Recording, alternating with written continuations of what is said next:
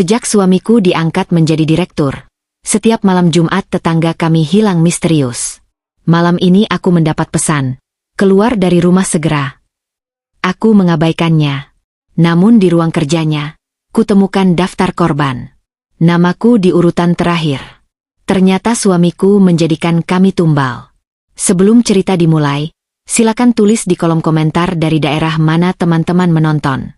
Jangan lupa like dan subscribe agar channel ini makin berkembang mempersembahkan cerita menarik lainnya. Malam Jumat ini terasa jauh lebih dingin dari biasanya. Angin berhembus kasar, menghantam jendela kaca kamarku dengan suara yang membuat bulu kuduk berdiri. Hujan turun rintik-rintik, membawa aroma tanah basah yang entah mengapa malam ini terasa seperti aroma bunga melati yang bercampur dengan kemenyan. Aku duduk di tepi kasur, memandangi layar ponselku yang menyala terang di tengah kegelapan kamar. Ada sebuah pesan masuk dari nomor yang tidak kukenal. Pesan itu singkat, namun cukup untuk membuat jantungku berdebar tak karuan. Malam ini kamu harus keluar dari rumah ini segera. Keningku berkerut. Aku membaca pesan itu berulang kali. Siapa pengirimnya?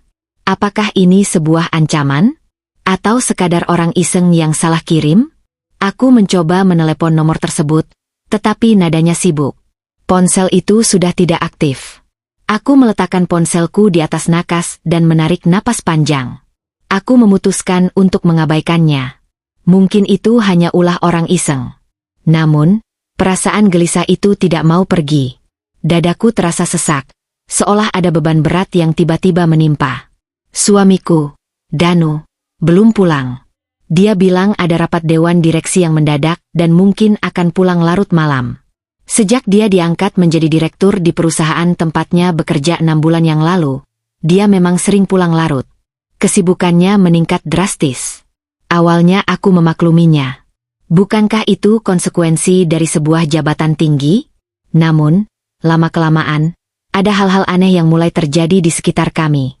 Terutama setiap malam Jumat. Entah kebetulan atau tidak, setiap malam Jumat, selalu ada tetangga di kompleks perumahan kami yang hilang secara misterius.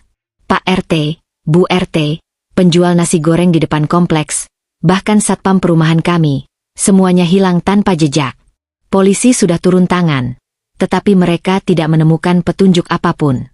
Kasus-kasus itu menguap begitu saja, meninggalkan tanda tanya besar di benak warga kompleks. Dan anehnya, Danu selalu bersikap biasa saja menanggapi berita kehilangan tersebut. Dia bahkan seringkali melarangku membicarakan hal itu di rumah. Rasa penasaran dan gelisah yang bercampur aduk membuatku tidak bisa tidur. Aku beranjak dari kasur dan berjalan keluar kamar. Rumah ini terasa sangat sepi dan senyap. Hanya suara rintik hujan dan detak jam dinding yang menemani langkahku. Aku berjalan menuju dapur untuk mengambil segelas air putih. Saat melewati ruang kerja Danu, aku melihat pintunya sedikit terbuka.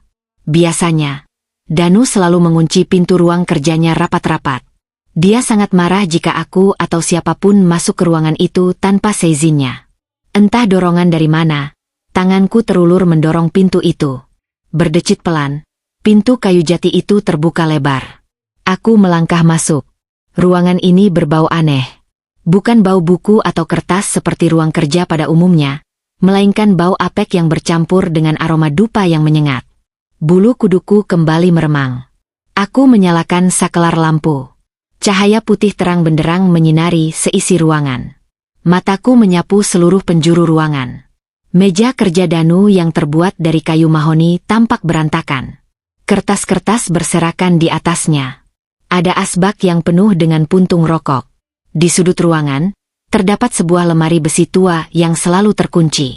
Aku berjalan mendekati meja kerja Danu. Niat awalku hanya ingin merapikan kertas-kertas yang berserakan itu. Namun, mataku tertuju pada sebuah map merah yang tergeletak di tengah meja. Map itu tidak memiliki label atau tulisan apapun di bagian luarnya. Rasa penasaran kembali menguasaiku. Aku membuka map itu perlahan. Di dalamnya, terdapat beberapa lembar kertas yang dijepit menjadi satu. Mataku membelalak saat membaca deretan nama yang tertulis di kertas pertama. Itu adalah daftar nama tetangga-tetangga kami yang hilang secara misterius. Di samping setiap nama, terdapat tanggal hilangnya mereka, dan sebuah tanda centang merah yang tebal. Tanganku gemetar. Jantungku berpacu dengan kencang. Aku membalik ke halaman berikutnya. Terdapat catatan-catatan kecil dengan tulisan tangan Danu.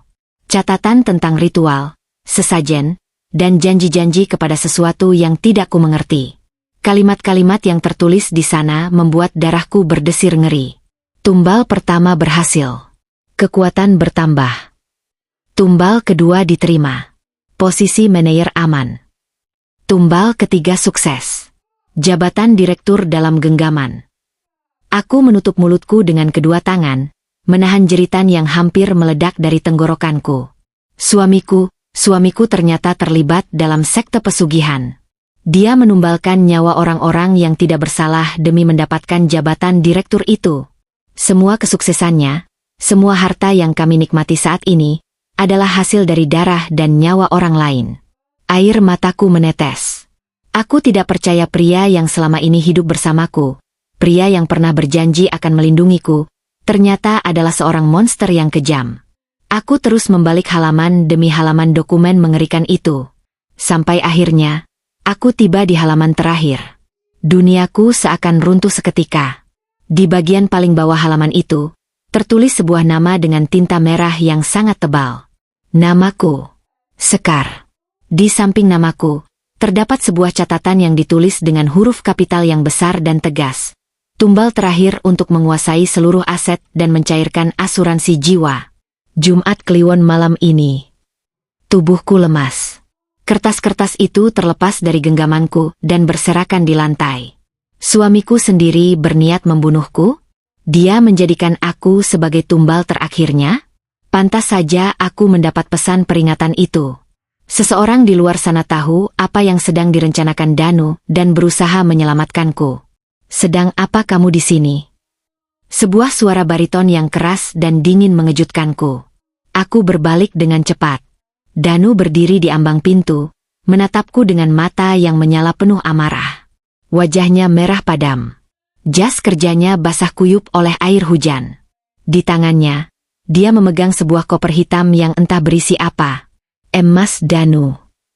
Suaraku bergetar. Aku mundur beberapa langkah, menjauhi meja kerjanya. Danu melangkah masuk, mengunci pintu ruang kerjanya dari dalam. Bunyi klik dari kunci itu terdengar seperti vonis mati bagiku. Dia berjalan mendekatiku, matanya menatap tajam ke arah kertas-kertas yang berserakan di lantai. Aku sudah bilang berkali-kali, jangan pernah masuk ke ruanganku, bentak Danu. Suaranya menggelegar di ruangan yang sempit ini. Aku mengumpulkan sisa-sisa keberanianku. Aku menatap langsung ke matanya, mencoba mencari sedikit saja penyesalan atau rasa bersalah di sana. Namun, yang kulihat hanyalah kebencian dan keangkuhan murni. Apa maksud semua ini, Mas?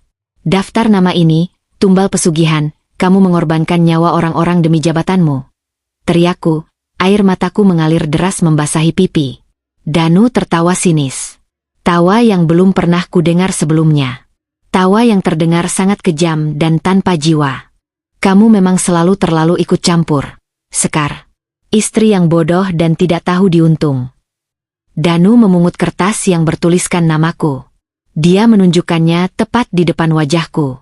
Ya, aku melakukan semua ini demi kesuksesanku. Demi uang. Demi kekuasaan. Kamu pikir aku bisa duduk di kursi direktur itu hanya dengan bekerja keras seperti orang tolol? Di dunia ini, kamu butuh pengorbanan besar untuk mendapatkan hasil yang besar. Kamu monster, makiku. Tubuhku bergetar hebat karena marah dan takut yang bercampur menjadi satu. Monster yang memberimu makan. Monster yang memberimu rumah mewah, mobil bagus, dan perhiasan mahal yang selalu kamu pamerkan pada teman-teman arisanmu itu. Danu maju selangkah, mencengkeram rahangku dengan keras. Kukunya menancap di kulitku. Kamu hanya seorang ibu rumah tangga yang tidak berguna.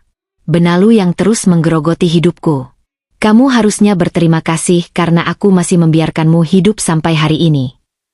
Aku meringis kesakitan, berusaha melepaskan cengkeramannya, tetapi tenaga Danu jauh lebih kuat dariku. Malam ini, semuanya akan berakhir, bisik Danu di telingaku, napasnya bau alkohol dan sesuatu yang busuk seperti tanah kuburan. Tapi sebelum itu, ada satu hal yang harus kamu lakukan. Danu melepaskan cengkeramannya dengan kasar.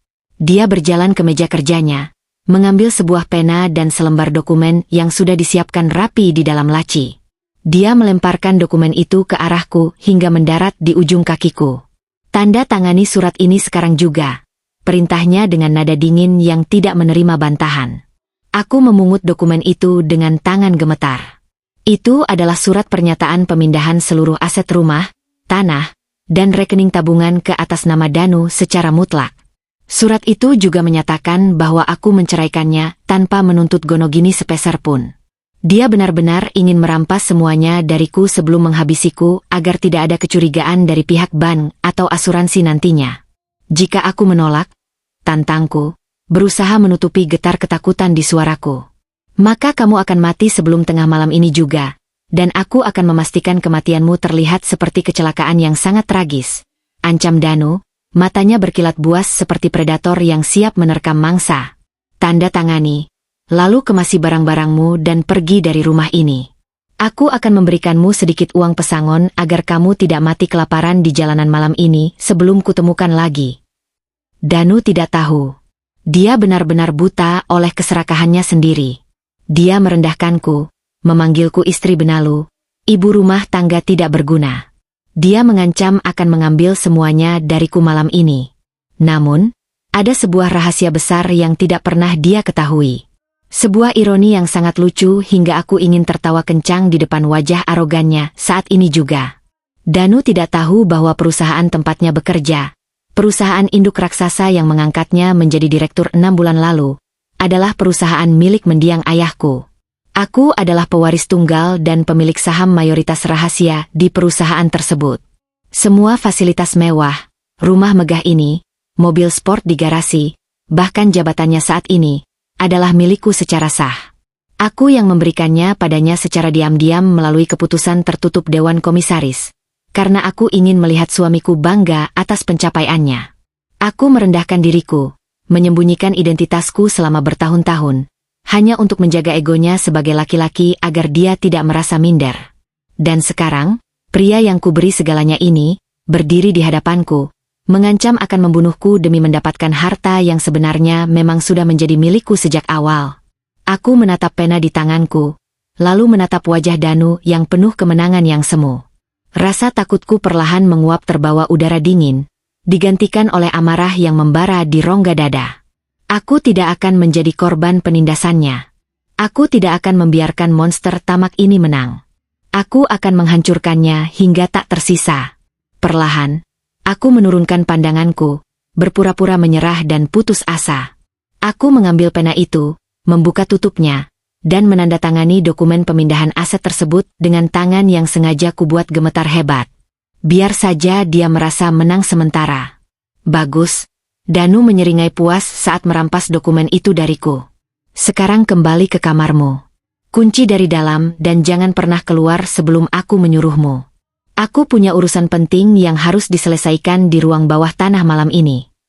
Aku mengangguk patuh, memutar tubuh, dan berjalan keluar dari ruangan busuk itu dengan kepala tertunduk lesu. Namun, di dalam hatiku, genderang perang telah ditabuh dengan keras. Ini baru permulaan, Danu. Kamu telah membangunkan singa betina yang sedang tidur pulas. Sepanjang lorong menuju kamar, langkah kakiku terasa sangat berat, tetapi otakku berlari kencang menyusun rencana. Aku mengingat kembali masa-masa awal pernikahan kami yang begitu indah. Danu adalah pria yang lembut, penuh perhatian, dan selalu bekerja keras dari bawah. Itulah alasan kuat mengapa aku jatuh cinta padanya dan memutuskan untuk menyembunyikan identitas asliku yang bergelimang harta. Aku ingin kami membangun kehidupan rumah tangga dari nol, bersama-sama merasakan pahit manisnya perjuangan. Aku ingin dia merasa menjadi kepala keluarga yang seutuhnya, tanpa pernah merasa terintimidasi oleh kekayaan keluargaku yang tak berseri. Namun, kekuasaan dan godaan duniawi rupanya telah menggerogoti kewarasannya hingga ke akar. Ketika dia mulai menunjukkan ketidakpuasan dengan posisinya sebagai asisten manajer 3 tahun yang lalu, aku diam-diam menggunakan pengaruh besarku di dewan direksi untuk memuluskan jalannya. Aku memerintahkan perwakilanku di perusahaan untuk memberikan proyek-proyek bernilai miliaran kepada divisi tempat Danu bekerja. Aku memastikan namanya selalu menonjol dengan prestasi cemerlang dalam laporan evaluasi tahunan perusahaan. Aku melakukan semua manipulasi baik itu dari balik layar tebal, membiarkan Danu percaya dengan sepenuh hati bahwa semua promosi, bonus, dan kenaikan gaji itu murni karena kecerdasan dan kerja kerasnya sendiri. Betapa bodoh dan naifnya aku. Betapa piciknya aku berpikir bahwa rentetan kesuksesan semu itu akan membuatnya bahagia selamanya dan membuat keluarga kecil kami semakin harmonis dan hangat. Kenyataannya, panggung kesuksesan yang kubangunkan khusus untuknya justru menjadi racun mematikan yang mengubahnya menjadi iblis berwujud manusia. Dia mulai bergaul dengan kalangan elit yang salah arah. Dia mulai terobsesi dengan jabatan yang lebih tinggi lagi, kekayaan yang lebih melimpah ruah, dan status sosial yang tak tertandingi oleh siapapun. Obsesi buta itu membuatnya kehilangan arah. Dia tidak lagi melihatku sebagai istri dan pasangan hidupnya, melainkan sekadar batu loncatan, dan pada akhirnya, sebagai hambatan menjengkelkan yang harus segera disingkirkan dari jalan kesuksesannya. Aku melangkah masuk ke dalam kamarku dan mengunci pintu rapat-rapat, mengaitkan rantai pengamannya sekaligus. Aku bersandar pada daun pintu kayu jati tebal itu, membiarkan tubuhku merosot perlahan ke lantai yang beralaskan karpet tebal. Tanganku mengepal kuat hingga kuku-kukuku memutih menekan telapak tangan. Tanda tanganku di atas kertas pemindahan aset bodoh tadi sama sekali tidak ada artinya di mata hukum. Secara legal, semua properti, kendaraan, dan aset triliunan ini terdaftar rapi di bawah jaringan perusahaan cangkang yang sepenuhnya berada dalam kendali mutlakku. Danu boleh saja merasa menang telak malam ini. Dia boleh saja merasa cerdas karena berhasil mengintimidasiku dan mengambil hak yang dia pikir milikku. Biarkan dia merayakannya dalam kebodohannya. Biarkan dia menyiapkan ritual gilanya malam ini di bawah sana. Aku akan menggunakan sisa malam yang panjang ini untuk menyusun strategi balasan yang sempurna. Dia memanggilku ibu rumah tangga yang bodoh dan benalu. Aku akan tunjukkan padanya dengan nyata apa yang bisa dilakukan oleh ibu rumah tangga bodoh. Ini saat nyawa, harga diri, dan martabatnya diinjak-injak dengan sengaja. Aku mengusap kasar sisa air mata di pipiku. Mulai detik ini, malam ini juga, tidak ada lagi istri penurut yang lemah dan gemetar ketakutan. Yang ada hanyalah sang pemilik tahta yang akan merebut kembali kerajaannya secara paksa dan membumi hanguskan setiap pengkhianat yang telah berani menodainya. Aku duduk bersila di lantai kamarku yang dingin, mencoba mengatur ritme napas yang masih memburu. Suara guntur kembali menggelegar di luar sana, menyamarkan suara langkah kaki berat Danu yang samar-samar terdengar menuruni tangga menuju lantai bawah. Dia pasti sedang sibuk mempersiapkan ruang bawah tanah rahasianya, tempat yang selama ini dia klaim sebagai gudang penyimpanan koleksi anggur mewahnya yang tidak boleh disentuh siapapun. Pikiranku tanpa sadar melayang ditarik ke masa lalu, tepatnya 6 bulan yang lalu. Hari di mana semua rangkaian mimpi buruk ini secara resmi dimulai. Hari di mana suamiku menerima surat pengangkatannya sebagai direktur operasional. Aku masih ingat dengan sangat jelas senyum lebar yang menghiasi wajah Danu saat dia pulang kerja sore itu. Langkahnya ringan seolah tidak menginjak bumi. Dia membawa sebuah buket bunga mawar merah yang sangat besar dan sekotak coklat impor paling mahal. Dia memelukku erat, mengangkat tubuhku, dan berputar-putar di ruang tamu sambil tertawa lepas seperti anak kecil yang baru mendapat mainan impiannya. Air mata kebahagiaan yang tulus tampak mengalir membasahi pipinya. Saat itu, aku ikut menangis bahagia bersamanya. Aku merasa semua kebohongan dan pengorbananku menyembunyikan identitas asliku terbayar lunas, tanpa sisa melihat betapa bangga dan bahagianya dia atas pencapaian tertingginya. Aku berhasil, sayang. Aku benar-benar berhasil. Serunya waktu itu, suaranya bergetar karena luapan emosi yang tak terbendung. Mulai sekarang, hidup kita akan berubah drastis. Aku akan memberikanmu seluruh dunia ini. Kamu tidak perlu lagi khawatir tentang masa depan atau apapun. Kata-katanya terdengar begitu manis di telingaku, begitu tulus dan meyakinkan. Namun, janji indah itu membusuk jauh lebih cepat dari bunga mawar yang dibawanya hari itu. Perubahan drastis pada sikap Danu tidak terjadi dalam semalam yang mengejutkan, melainkan perlahan dan merayap pasti seperti bisa racun ular yang menyebar merusak di dalam pembuluh darah. Baru seminggu setelah pengangkatan resminya, Danu mulai tanpa sungkan mengkritik penampilanku sehari-hari. Dia bilang pakaianku terlalu sederhana dan kampungan untuk bersanding dengan seorang istri direktur perusahaan raksasa. Dia memaksaku membuang baju-baju lamaku dan membelikan gaun-gaun rancangan desainer ternama serta perhiasan berlian mencolok yang sama sekali bukan gaya berpakaianku. Dia mulai mengatur dengan ketat dengan siapa aku boleh berteman, ke acara apa aku boleh pergi, dan bagaimana aku harus bersikap di depan publik. Pada awalnya, aku mencoba berpikir positif dan menganggap semua aturan baru itu sebagai bentuk perhatian dan rasa protektifnya pada keluarga. Namun, seiring berjalannya waktu, aku makin merasa sesak seolah hidup di dalam sebuah sangkar emas yang indah namun mengurung kebebasanku. Puncak dari kehancuran sikapnya yang sebenarnya terjadi saat acara makan malam keluarga besar yang diadakan khusus untuk merayakan promosinya. Ibu mertuaku, wanita keras yang memang selalu memandang rendah padaku sejak awal kami berpacaran karena mengira aku berasal dari keluarga kelas bawah yang miskin, hadir dengan wajah sangat angkuh dan pakaian paling mencolok malam itu. Saat makan malam mewah itu tengah berlangsung dengan denting sendok garpu, ibu mertuaku dengan sengaja menyinggung soal keturunanku yang belum juga hadir meramaikan rumah ini setelah 3 tahun usia pernikahan kami. Danu, kita sekarang sudah jadi orang besar. Direktur sebuah perusahaan bona fide. Dia butuh pewaris darah dagingnya sendiri untuk meneruskan nama besar keluarga, kata ibu mertuaku tajam, suaranya sengaja dikeraskan, sambil menatapku dengan tatapan meremehkan dari seberang meja panjang. Istri yang baik dan tahu diri itu tidak cuma numpang makan enak dari gaji suaminya yang lelah bekerja, tapi juga harus bisa memberikan anak. Kalau memang rahimnya kering dan tidak bisa, ya jangan salahkan kalau nanti suami cari perempuan lain yang lebih subur untuk memberinya keturunan. Aku menundukkan kepalaku dalam-dalam, merasakan hawa panas menjalar cepat di wajahku karena rasa malu dan sakit hati yang luar biasa karena dihakimi dengan kejam di depan seluruh anggota keluarga besar. Aku sangat berharap Danu, suamiku yang baru saja berjanji akan memberikan dunia padaku, akan membuka suara dan membelaku. Aku berharap dia akan menggenggam tanganku di bawah meja dan mengatakan dengan tegas kepada ibunya bahwa kehadiran seorang anak adalah mutlak rezeki dari Tuhan yang tidak bisa dipaksakan. Namun, apa yang dilakukan Danu malam itu sungguh menghancurkan hatiku. Dia hanya diam membisu. Dia terus memotong daging bistik di piring porselennya dengan gerakan tenang, seolah tidak terjadi apa-apa. Lalu, tanpa sedikit pun menatap ke arahku yang sedang menahan tangis, dia berkata dengan nada datar dan sangat dingin, "Ibu benar. Kalau dalam akhir tahun ini dia belum juga bisa hamil, mungkin aku memang harus mulai memikirkan opsi lain yang lebih rasional. Seorang direktur utama tidak boleh terlihat memiliki kecacatan dalam kehidupan rumah tangganya."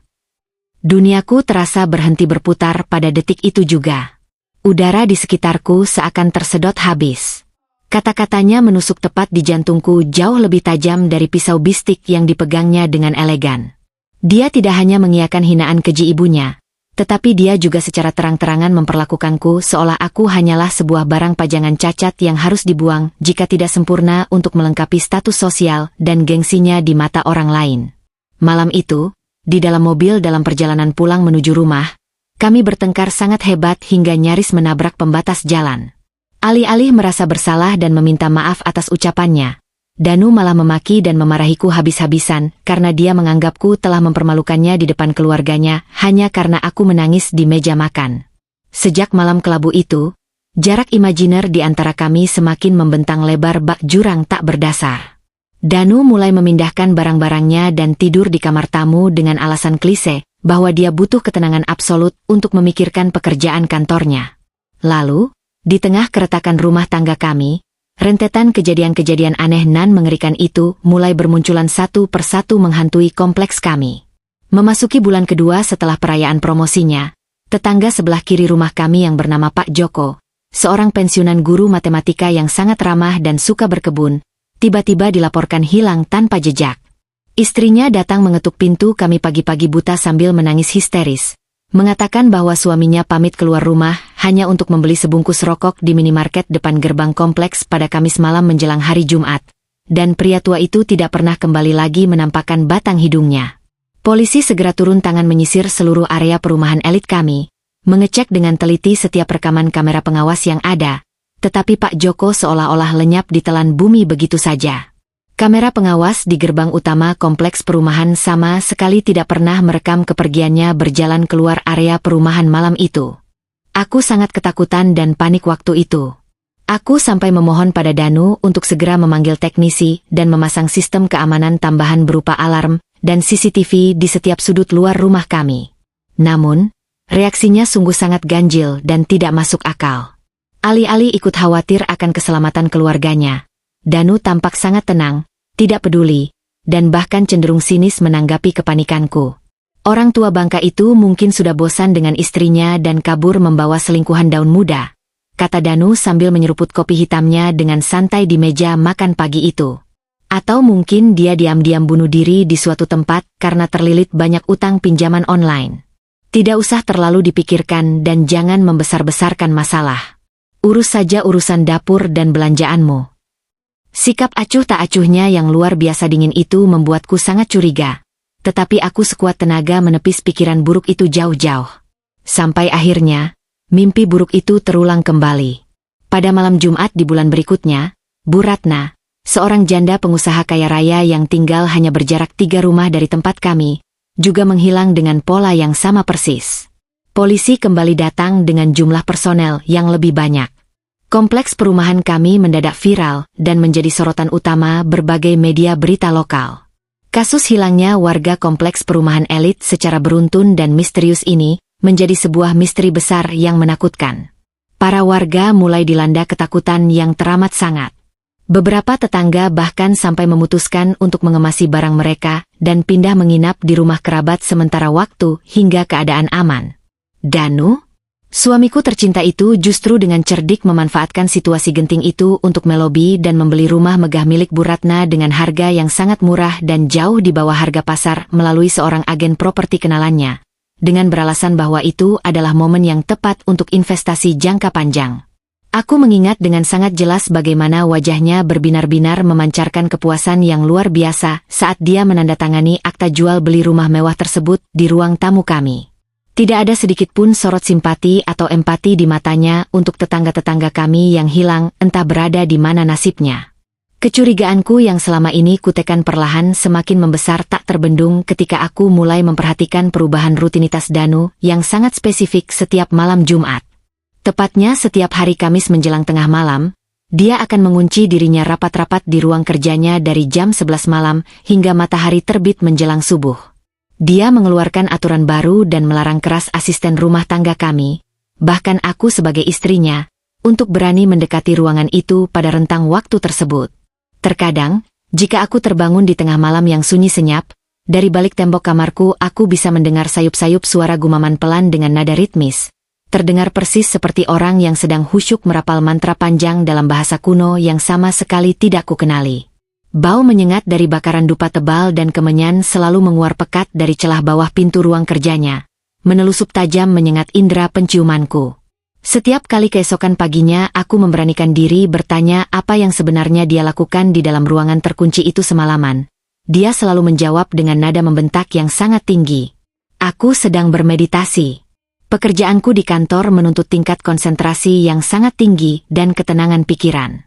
Kamu yang hanya lulusan biasa ini tidak akan pernah mengerti tekanan berat yang dialami oleh seorang direktur utama.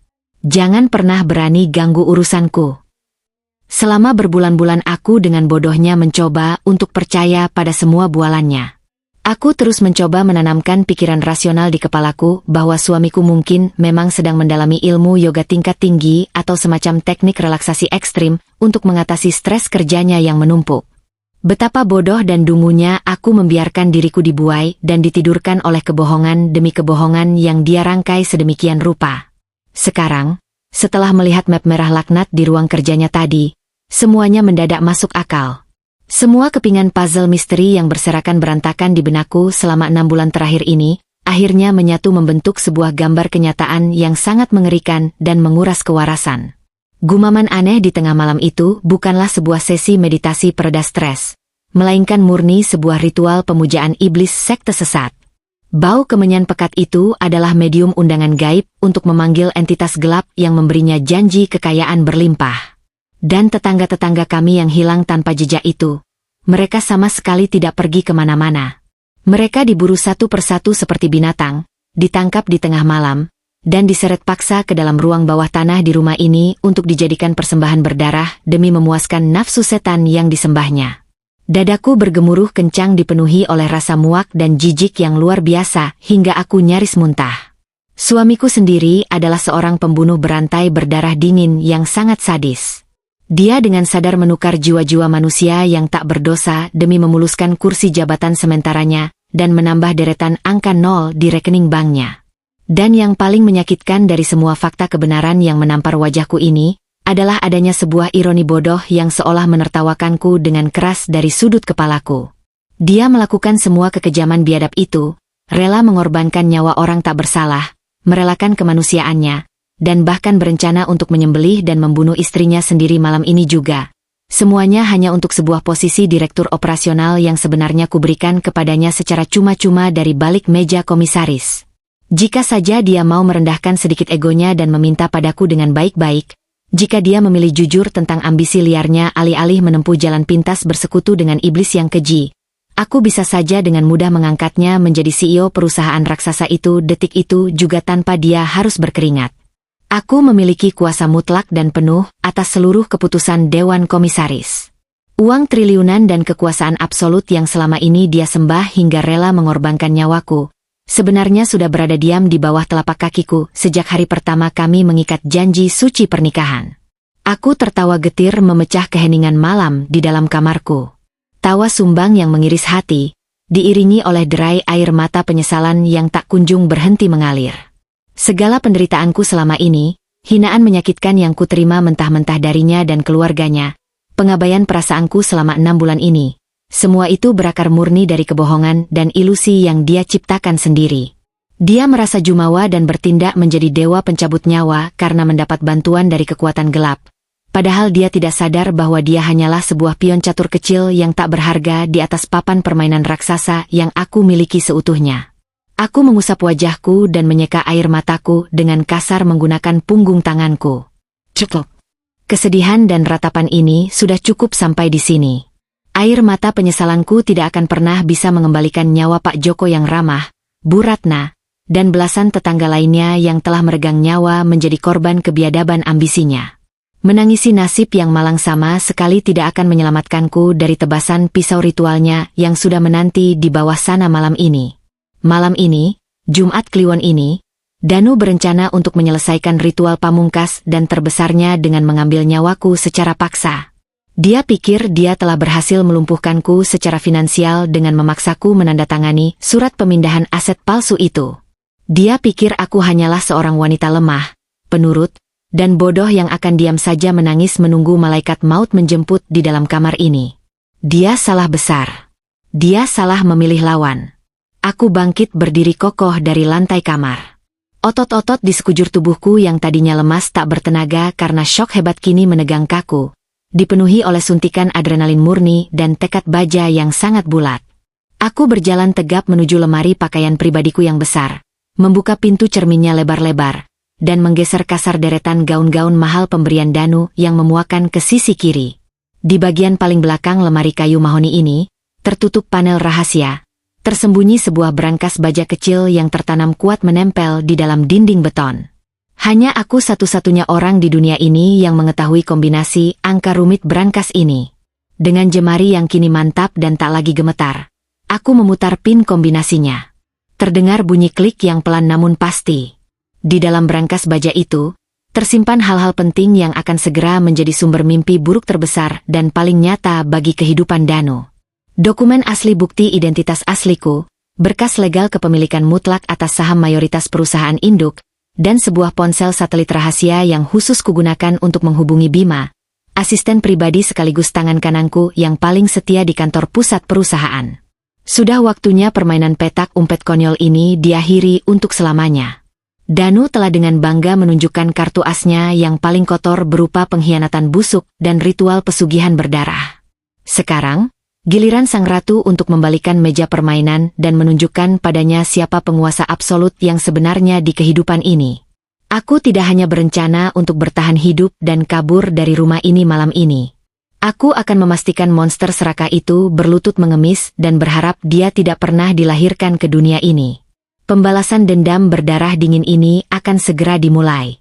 Ponsel satelit berwarna hitam pekat itu terasa dingin di telapak tanganku.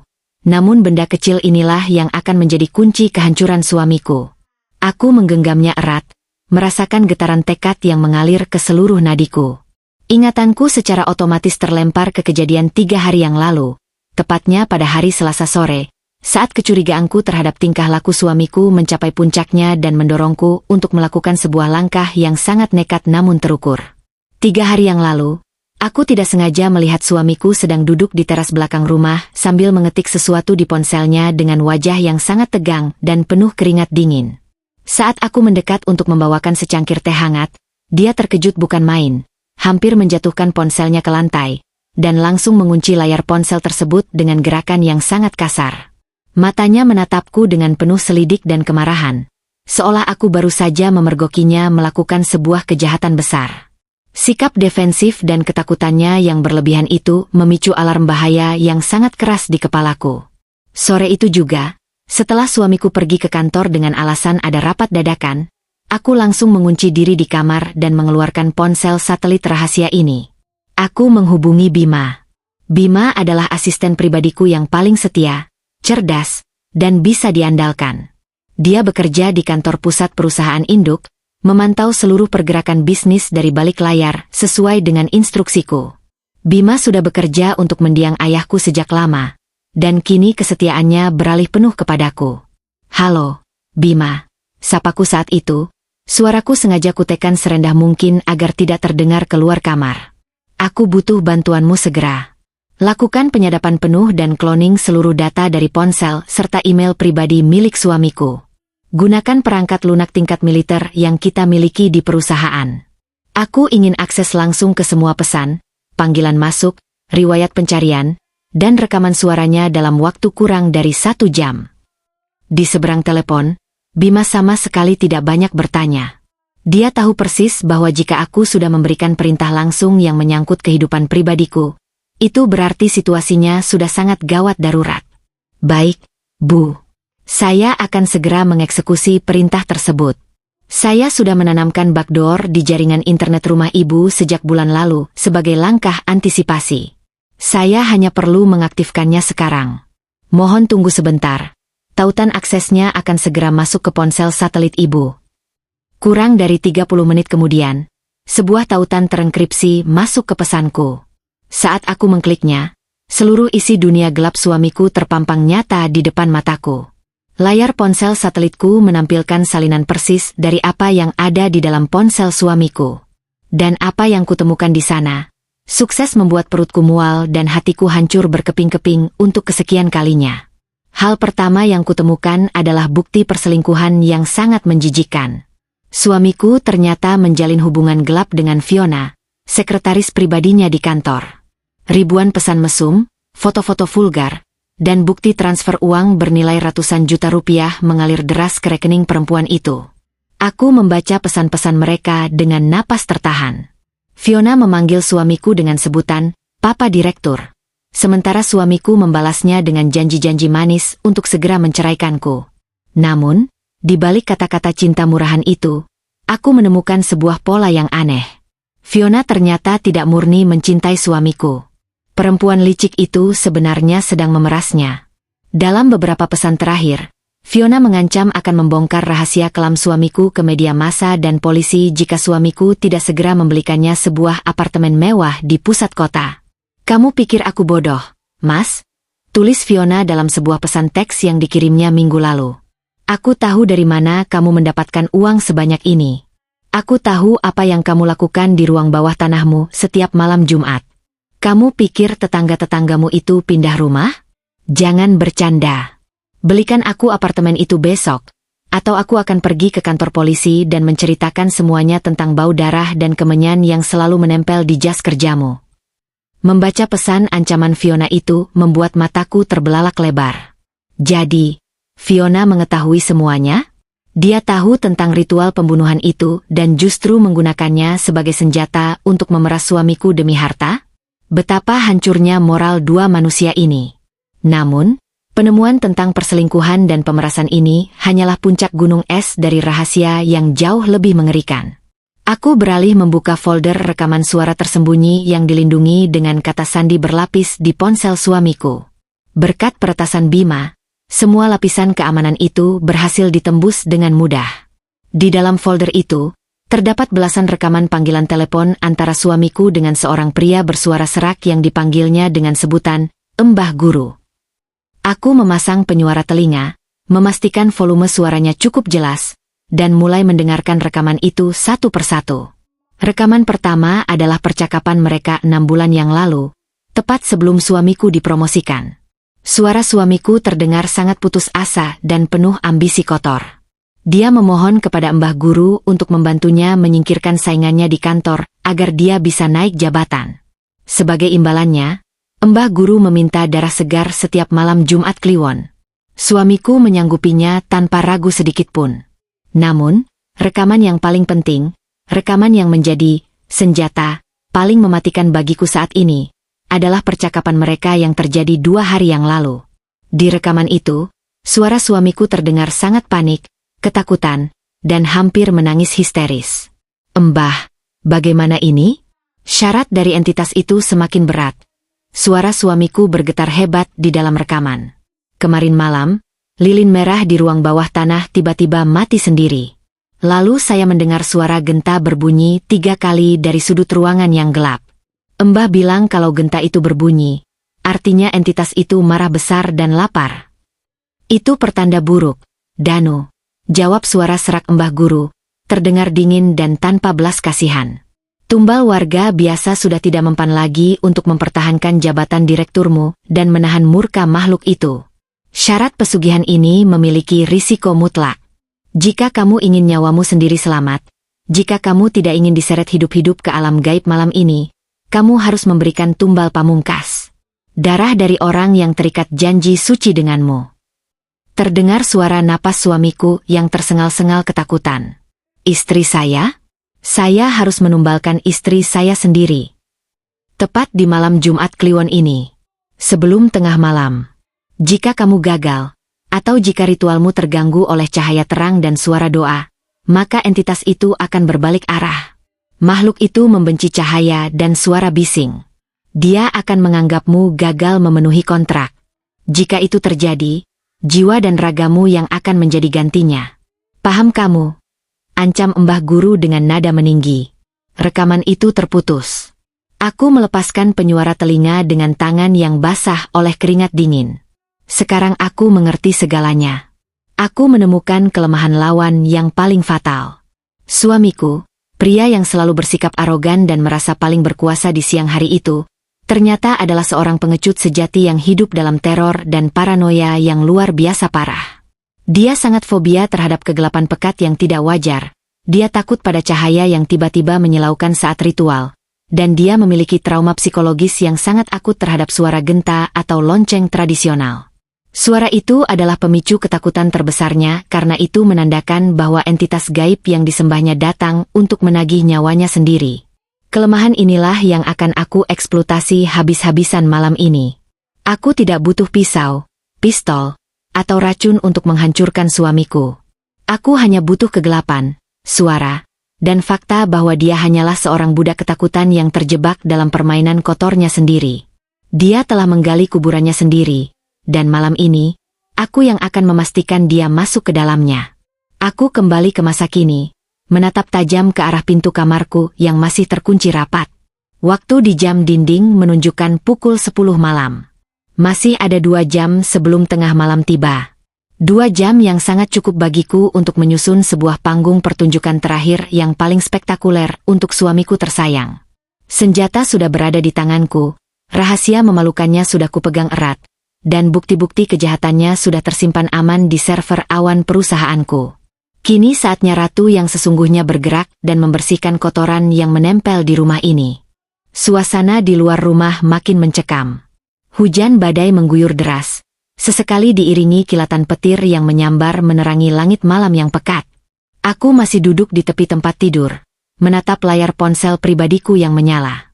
Pesan peringatan dari Tari, Tetangga sebelah rumahku yang suaminya hilang bulan lalu, masih terpampang di layar. Malam ini kamu harus keluar dari rumah ini segera.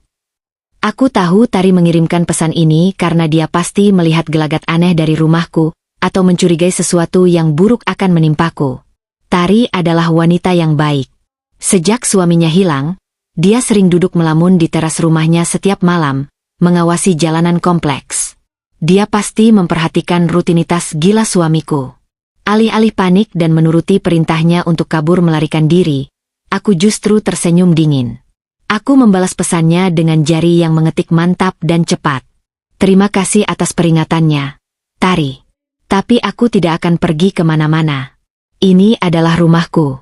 Tolong jangan cegah aku. Sebaliknya, aku minta bantuanmu. Tepat pada pukul 11:45 malam ini, hubungi kantor polisi pusat. Beritahu mereka ada percobaan pembunuhan terencana dan penemuan puluhan mayat di ruang bawah tanah rumahku. Bawa warga kompleks sebanyak mungkin dan dobrak pintu utama rumahku tepat pada tengah malam. Lakukan ini untuk suamimu yang telah menjadi korban. Setelah menekan tombol kirim, aku mematikan ponsel pribadiku dan membuangnya ke sudut ruangan. Aku tidak butuh alat komunikasi biasa lagi. Aku kembali mengangkat ponsel satelit rahasiaku dan menekan tombol panggilan cepat ke nomor Bima. Panggilan itu langsung tersambung pada dering pertama. Bima, ini aku. Waktunya telah tiba. Eksekusi protokol kehancuran sekarang juga. Suaraku terdengar sangat datar, dingin, dan tanpa sedikit pun keraguan. Tidak ada lagi nada sedih atau isak tangis di tenggorokanku.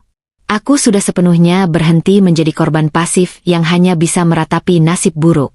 Malam ini, aku mengambil alih kendali penuh atas takdirku dan takdir orang-orang yang telah menyakitiku. Baik, Bu. Saya siap mendengarkan instruksi detailnya. Jawab Bima dengan nada profesional yang sangat menenangkan.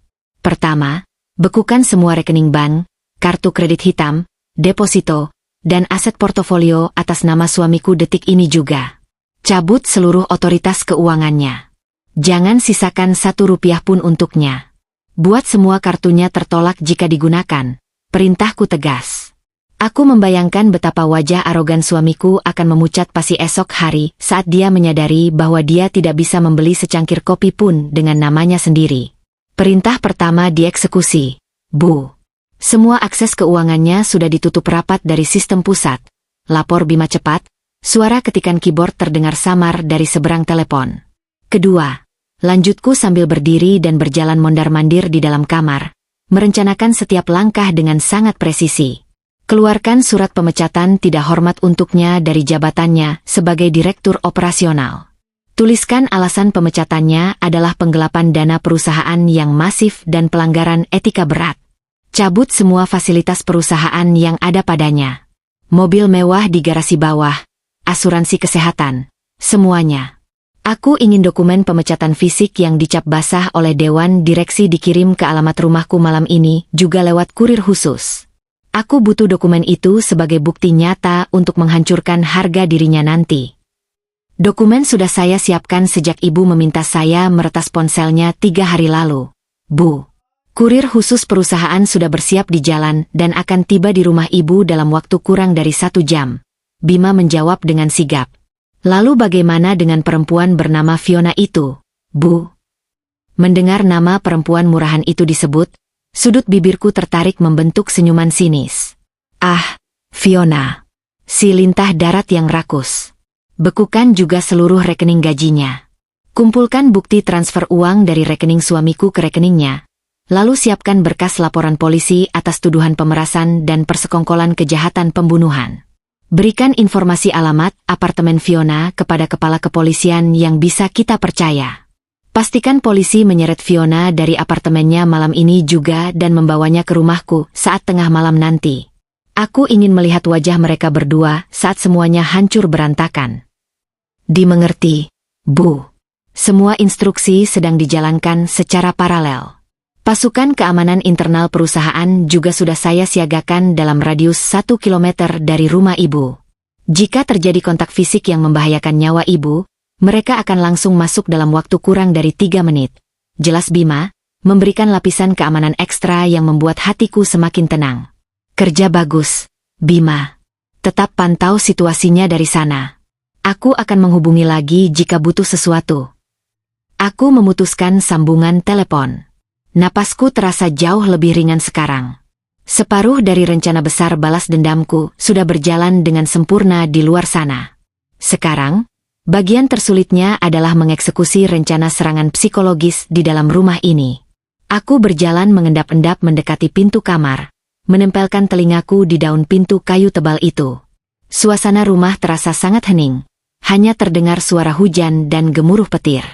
Suamiku pasti sedang berada di ruang bawah tanah, sibuk mempersiapkan altar pemujaan dan mengasah pisau ritualnya.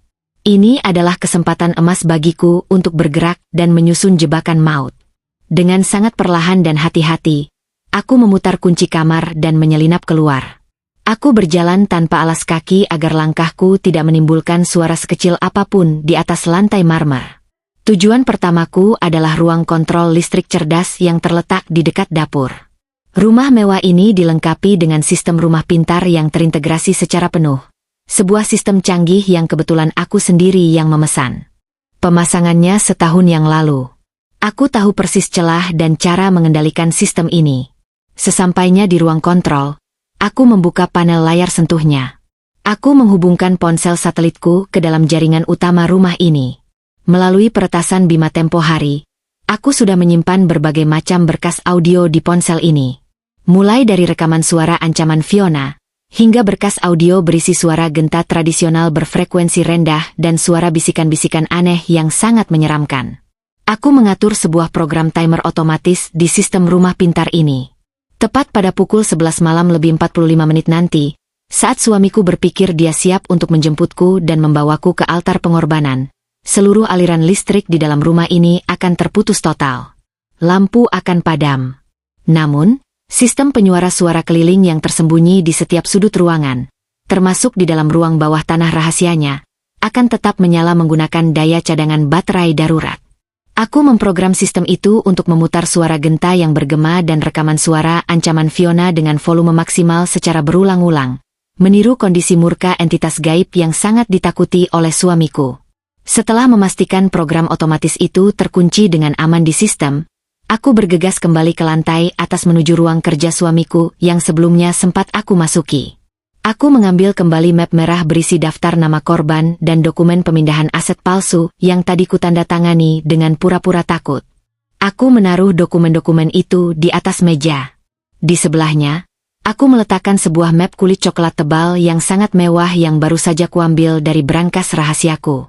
Map coklat itu berisi akta pendirian perusahaan induk dengan namaku tercetak jelas sebagai pemilik modal utama, sertifikat kepemilikan saham mayoritas, dan akta hak milik atas rumah beserta tanah ini yang semuanya atas namaku, bukan nama suamiku. Ini adalah senjata pamungkas faktual yang akan aku tembakkan tepat di wajahnya saat mentalnya sudah hancur lebur nanti.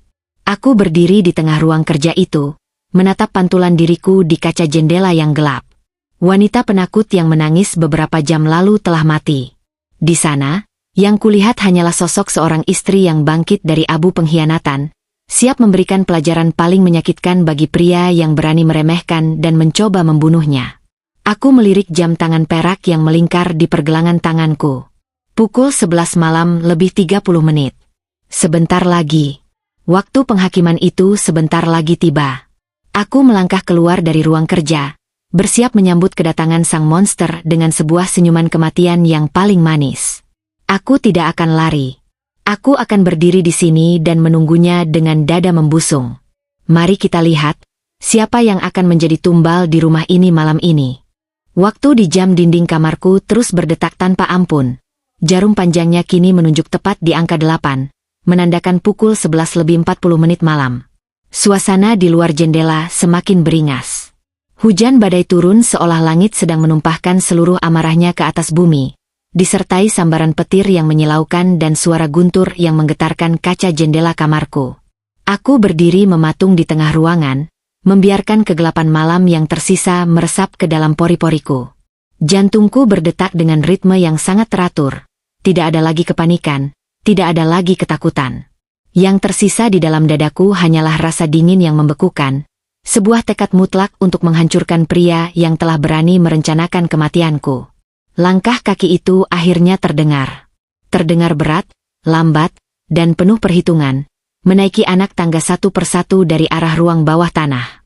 Setiap pijakan kakinya di atas lantai kayu terdengar seperti hitungan mundur menuju sebuah eksekusi. Aku menarik napas panjang, menenangkan setiap otot di tubuhku. Pintu kamarku perlahan terbuka, menampilkan sosok suamiku yang berdiri di ambang pintu. Penampilannya malam ini sungguh membuat perutku mual. Dia tidak lagi mengenakan jas direktur kebanggaannya, melainkan sebuah jubah hitam panjang yang menutupi seluruh tubuhnya. Wajahnya terlihat sangat pucat, kantung matanya menghitam, dan matanya memancarkan sorot liar yang tidak waras, persis seperti orang yang sudah kehilangan akal sehatnya karena dirasuki ambisi setan. Di tangan kanannya, dia menggenggam erat sebuah belati upacara dengan gagang berukir tengkorak, bilahnya memantulkan kilatan cahaya petir dari luar jendela. "Waktunya sudah tiba, sayang," ucap suamiku dengan nada suara yang sangat tenang namun sangat mengerikan. Suaranya serak, seolah tenggorokannya sudah kering kerontang. "Ritual di bawah sudah siap. Altar sudah menunggu kehadiranmu. Kamu harus merasa sangat terhormat malam ini. Darahmu yang suci sebagai seorang istri akan menjadi kunci pembuka gerbang kekayaanku yang abadi. Nyawamu akan memastikan posisiku sebagai direktur utama tidak akan pernah bisa digoyahkan oleh siapapun." Aku menatapnya dengan pandangan lurus, sengaja membiarkan sedikit raut ketakutan palsu terlukis di wajahku agar dia merasa di atas angin. "Kamu benar-benar sudah gila, Mas. Kamu sadar apa yang kamu lakukan? Kamu membunuh tetangga-tetangga kita yang tidak bersalah. Orang-orang yang sering menyapamu setiap pagi. Kamu penggal nyawanya di ruang bawah tanah rumah ini. Dan sekarang, kamu mau membunuh istrimu sendiri? Apa yang akan dikatakan oleh ibu jika dia tahu anak kebanggaannya berubah menjadi iblis peminum darah seperti ini?" Mendengar kata ibu disebut, rahang suamiku mengeras. Dia melangkah masuk ke dalam kamar, menutup pintu di belakangnya dengan rapat. "Jangan berani-berani menyebut nama ibu dari mulut kotormu itu. Ibu selalu benar tentangmu. Kamu hanyalah beban di dalam hidupku. Seorang wanita lemah yang tidak bisa memberikan keturunan, tidak punya ambisi, dan hanya tahu cara menghabiskan uang suaminya.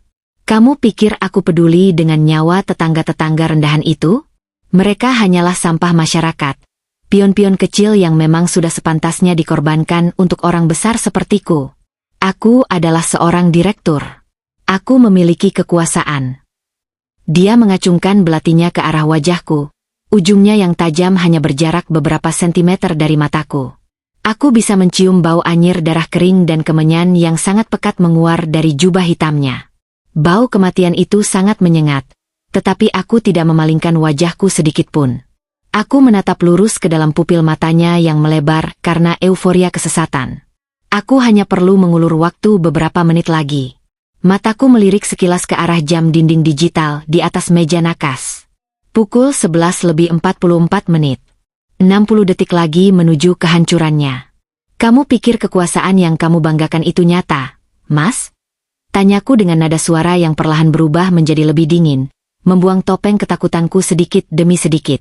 "Kamu merasa menjadi dewa karena ada entitas gaib yang membantumu? Kamu sama sekali bukan dewa. Kamu hanyalah seorang budak. Budak dari keserakahanmu sendiri. Dan budak dari makhluk yang kapan saja bisa mencekik lehermu jika kamu membuat satu kesalahan kecil." Suamiku tertawa keras, tawa yang menggema mengerikan di dalam kamar yang sunyi ini. "Tutup mulutmu. Kamu tidak tahu apa-apa soal kekuatan sejati. Entitas itu tunduk padaku selama aku memberinya makan. Dan malam ini, makanan utamanya adalah kamu." Dia mengangkat belatinya tinggi-tinggi, bersiap untuk mencengkeram rambutku dan menyeretku secara paksa ke lantai bawah. Urat-urat di lehernya menonjol keluar, menandakan betapa besar tenaga yang dia siapkan untuk menyiksaku. Tepat pada detik itu, angka di jam digital berubah menjadi pukul 11:45. Seketika itu juga, seluruh lampu di dalam rumah, dari lantai atas hingga ruang bawah tanah, padam secara serentak. Kegelapan total menyelimuti kami berdua dalam hitungan sepersekian detik. Suara dengungan mesin pendingin ruangan dan peralatan elektronik lainnya mati mendadak, menyisakan keheningan yang sangat pekat, hanya diselingi suara badai dari luar. Apa-apaan ini? Kenapa lampunya mati? Teriak suamiku. Suaranya seketika kehilangan nada arogan, digantikan oleh kepanikan yang sangat nyata. Dia bergerak mundur, belatinya menebas udara kosong secara membabi buta. Fobianya terhadap kegelapan pekat yang tidak wajar langsung mengambil alih akal sehatnya. Nyala! Cepat nyala! Namun, sebelum dia bisa menemukan saklar lampu atau mengambil ponselnya di saku, sistem rumah pintar yang sudah kuprogram mulai menjalankan tugasnya dengan sempurna. Dari seluruh penjuru ruangan, dari pengeras suara tersembunyi di langit-langit, di balik dinding, dan di setiap sudut rumah, terdengar suara dentangan yang sangat berat dan menggetarkan dada. Teng! Teng! Teng! Suara genta tradisional itu menggema dengan volume yang sangat maksimal, memantul di dinding-dinding rumah yang luas, menciptakan ilusi seolah ada ratusan lonceng raksasa yang sedang dipukul tepat di sebelah telinga kami. Frekuensi rendah dari rekaman suara genta itu membuat kaca jendela bergetar hebat. Itu adalah suara pemicu trauma terbesarnya. Suara yang menurut dukunnya menandakan bahwa entitas gaib itu datang dengan kemurkaan untuk menagih nyawa karena ritualnya gagal. Tidak. Tidak mungkin. Belum tengah malam. Belum waktunya. Suamiku menjerit histeris. Kudengar suara benda logam jatuh berdenting keras ke lantai kayu. Dia telah menjatuhkan belatinya karena saking gemetarnya tangannya. Dia mulai meracau tidak jelas. Napasnya tersengal-sengal seperti orang yang sedang tercekik. Teng! Teng! Teng! Suara genta itu terus berlanjut tanpa ampun. Di tengah kegelapan, aku melangkah mundur perlahan, menjauh dari jangkauannya, dan berdiri menyandar pada dinding kamar yang dingin. Aku menonton pertunjukan ini dengan kepuasan yang tidak bisa digambarkan dengan kata-kata. Kemudian, tahap kedua dari serangan psikologis ini dimulai. Suara genta itu memelan, digantikan oleh suara rekaman bisikan-bisikan aneh yang saling bersahutan, dan di puncaknya, suara Fiona, selingkuhannya, menggema di seluruh ruangan. Aku tahu apa yang kamu lakukan di ruang bawah tanahmu setiap malam Jumat. Suara Fiona mengalun menyeramkan. Volumenya naik turun seperti hantu yang sedang mengelilingi mangsanya. Bau darah, bau kemenyan tumbal, kamu pembohong, kamu pembunuh. Fiona? Fiona? Kenapa suaramu ada di sini? Diam. Keluar dari rumahku. Suamiku berteriak serak. Tubuhnya berputar-putar di dalam kegelapan, mencari sumber suara itu. Akal sehatnya sudah sepenuhnya hancur. Dia tidak bisa lagi membedakan mana realita dan mana jebakan. Dalam paranoia tingkat tingginya, dia berpikir bahwa entitas gaib itu telah merasuki suara Fiona, atau lebih buruk lagi, entitas itu datang untuk menghukumnya atas segala kebohongannya. Nyawamu, bayarannya, jiwa raga, untukku. Rekaman bisikan yang kuedit dengan efek echo yang menyeramkan itu ikut menimpali suara Fiona. Suasana di dalam kamar itu benar-benar terasa seperti neraka bocor. Suamiku tidak tahan lagi. Pertahanannya runtuh total. Di tengah kegelapan, aku mendengar suara lutut menghantam lantai kayu dengan keras. Pria yang beberapa menit lalu mengklaim dirinya sebagai dewa penguasa nyawa itu kini jatuh berlutut, meringkuk memeluk tubuhnya sendiri di lantai kamar yang dingin. Dia menangis terseduh-seduh, tangisannya terdengar sangat melengking dan menyedihkan, penuh dengan keputusasaan dan ketakutan yang luar biasa murni. Ampun, Embah, tolong saya, Embah. Suamiku meraung-raung di lantai, berbicara pada kegelapan seolah ada sosok dukunnya di sana. Tolong beritahu makhluk itu untuk berhenti. Saya bawa tumbalnya. Istri saya ada di sini. Ambil nyawanya, jangan nyawa saya. Saya mohon, jangan bawa saya ke alam gaib. Saya masih mau hidup. Saya janji akan cari 10 tumbal lagi minggu depan. Tolong ampuni saya. Aku menatap siluet tubuhnya yang gemetar hebat di lantai. Perasaan jijik yang luar biasa mengalir di nadiku. Sebegitu pengecutnya pria ini. Saat nyawanya sendiri merasa terancam, dia dengan mudahnya melempar nyawa istrinya sendiri untuk dijadikan tameng hidup. Dia rela mengemis, merangkak, dan menangis seperti bayi yang ketakutan demi menyelamatkan kulitnya sendiri. Inilah wajah asli dari kesombongannya.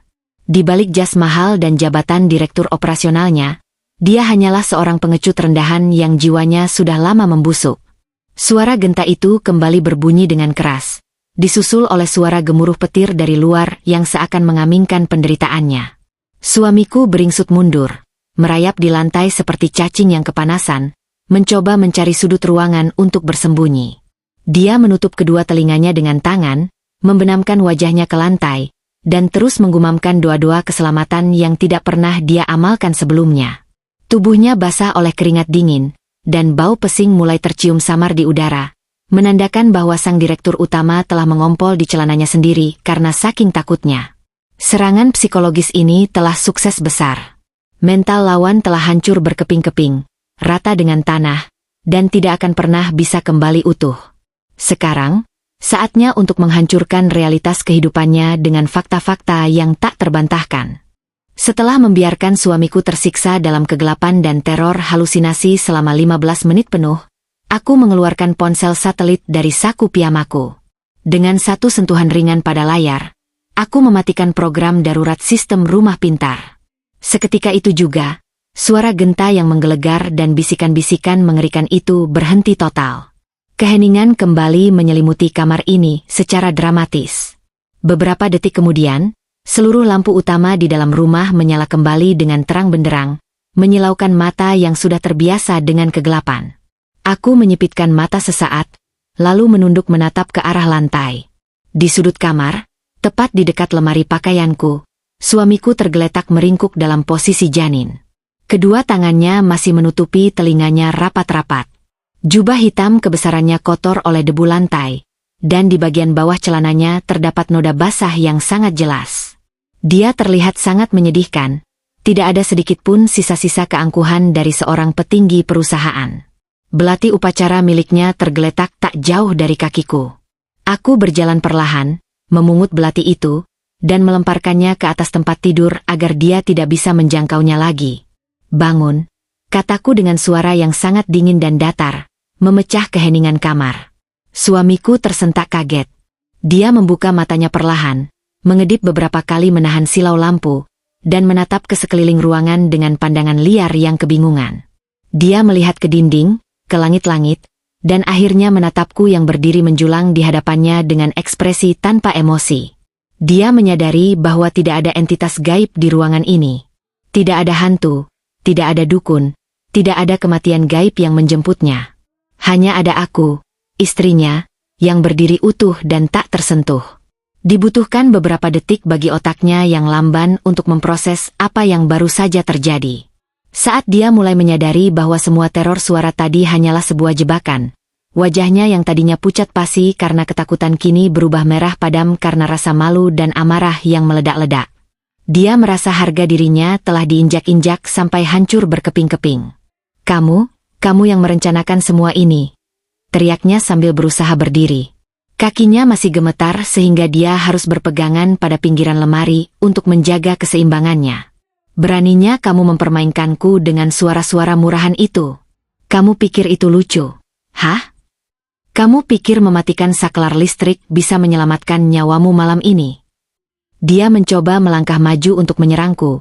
Tangannya terangkat hendak menampar wajahku. Namun, tenaganya sudah terkuras habis oleh serangan panik yang luar biasa tadi. Kakinya tersandung ujung karpet, dan dia jatuh terjerembab dengan keras ke lantai, tepat di bawah kakiku. Aku tidak mundur 1 inci pun. Aku hanya menatapnya dengan tatapan merendahkan yang sangat tajam. "Simpan sisa tenagamu yang menyedihkan itu, Mas. Karena malam ini, rasa takutmu terhadap gelap dan suara lonceng itu barulah hidangan pembuka," ucapku dingin. "Jika kamu masih punya sisa keberanian selain menangis dan mengompol di lantai, ikuti aku ke ruang kerjamu sekarang. Ada banyak kebenaran yang harus kamu telan malam ini." Tanpa menunggu jawabannya, aku berbalik dan berjalan keluar kamar dengan langkah anggun yang sangat tenang. Aku bisa mendengar suamiku mengumpat kasar di belakangku, memaki-maki dengan kata-kata kotor sambil tertatih-tatih mencoba bangkit dan mengikutiku dari belakang. Dia berjalan dengan napas terengah-engah, jubah hitamnya terseret di lantai lorong. Sesampainya di ruang kerjanya yang luas, aku langsung berjalan ke balik meja kerja mahoninya dan duduk di kursi kulit kebesarannya yang biasa dia tempati. Suamiku berdiri di ambang pintu, Wajahnya memancarkan kemarahan sekaligus kebingungan melihatku duduk di kursi kekuasaannya dengan sangat nyaman. Di atas meja di hadapanku, sudah kusiapkan beberapa tumpuk dokumen penting, termasuk map merah berisi daftar tumbalnya, map kulit coklat berisi dokumen asliku, dan ponselnya sendiri yang tadi sempat kuambil diam-diam saat dia sedang sibuk menyiapkan ritual di bawah. Turun dari kursi itu sekarang juga. Itu bukan tempat untuk wanita rendahan sepertimu. Bentaknya sambil melangkah masuk ke ruangan. Duduk, perintahku tajam, menunjuk ke sebuah kursi kayu keras yang biasa digunakan untuk tamu di depan meja. Nada suaraku tidak memberikan ruang sedikit pun untuk penolakan. Entah karena kelelahan atau karena auraku yang mendadak terasa berbeda baginya, suamiku menelan ludah dan terpaksa menurut. Dia duduk dengan kasar, menatapku dengan kebencian yang mendalam. Aku mengambil tumpukan kertas pertama yang sudah kucetak dari hasil retasan ponselnya dan melemparkannya ke depan wajah suamiku.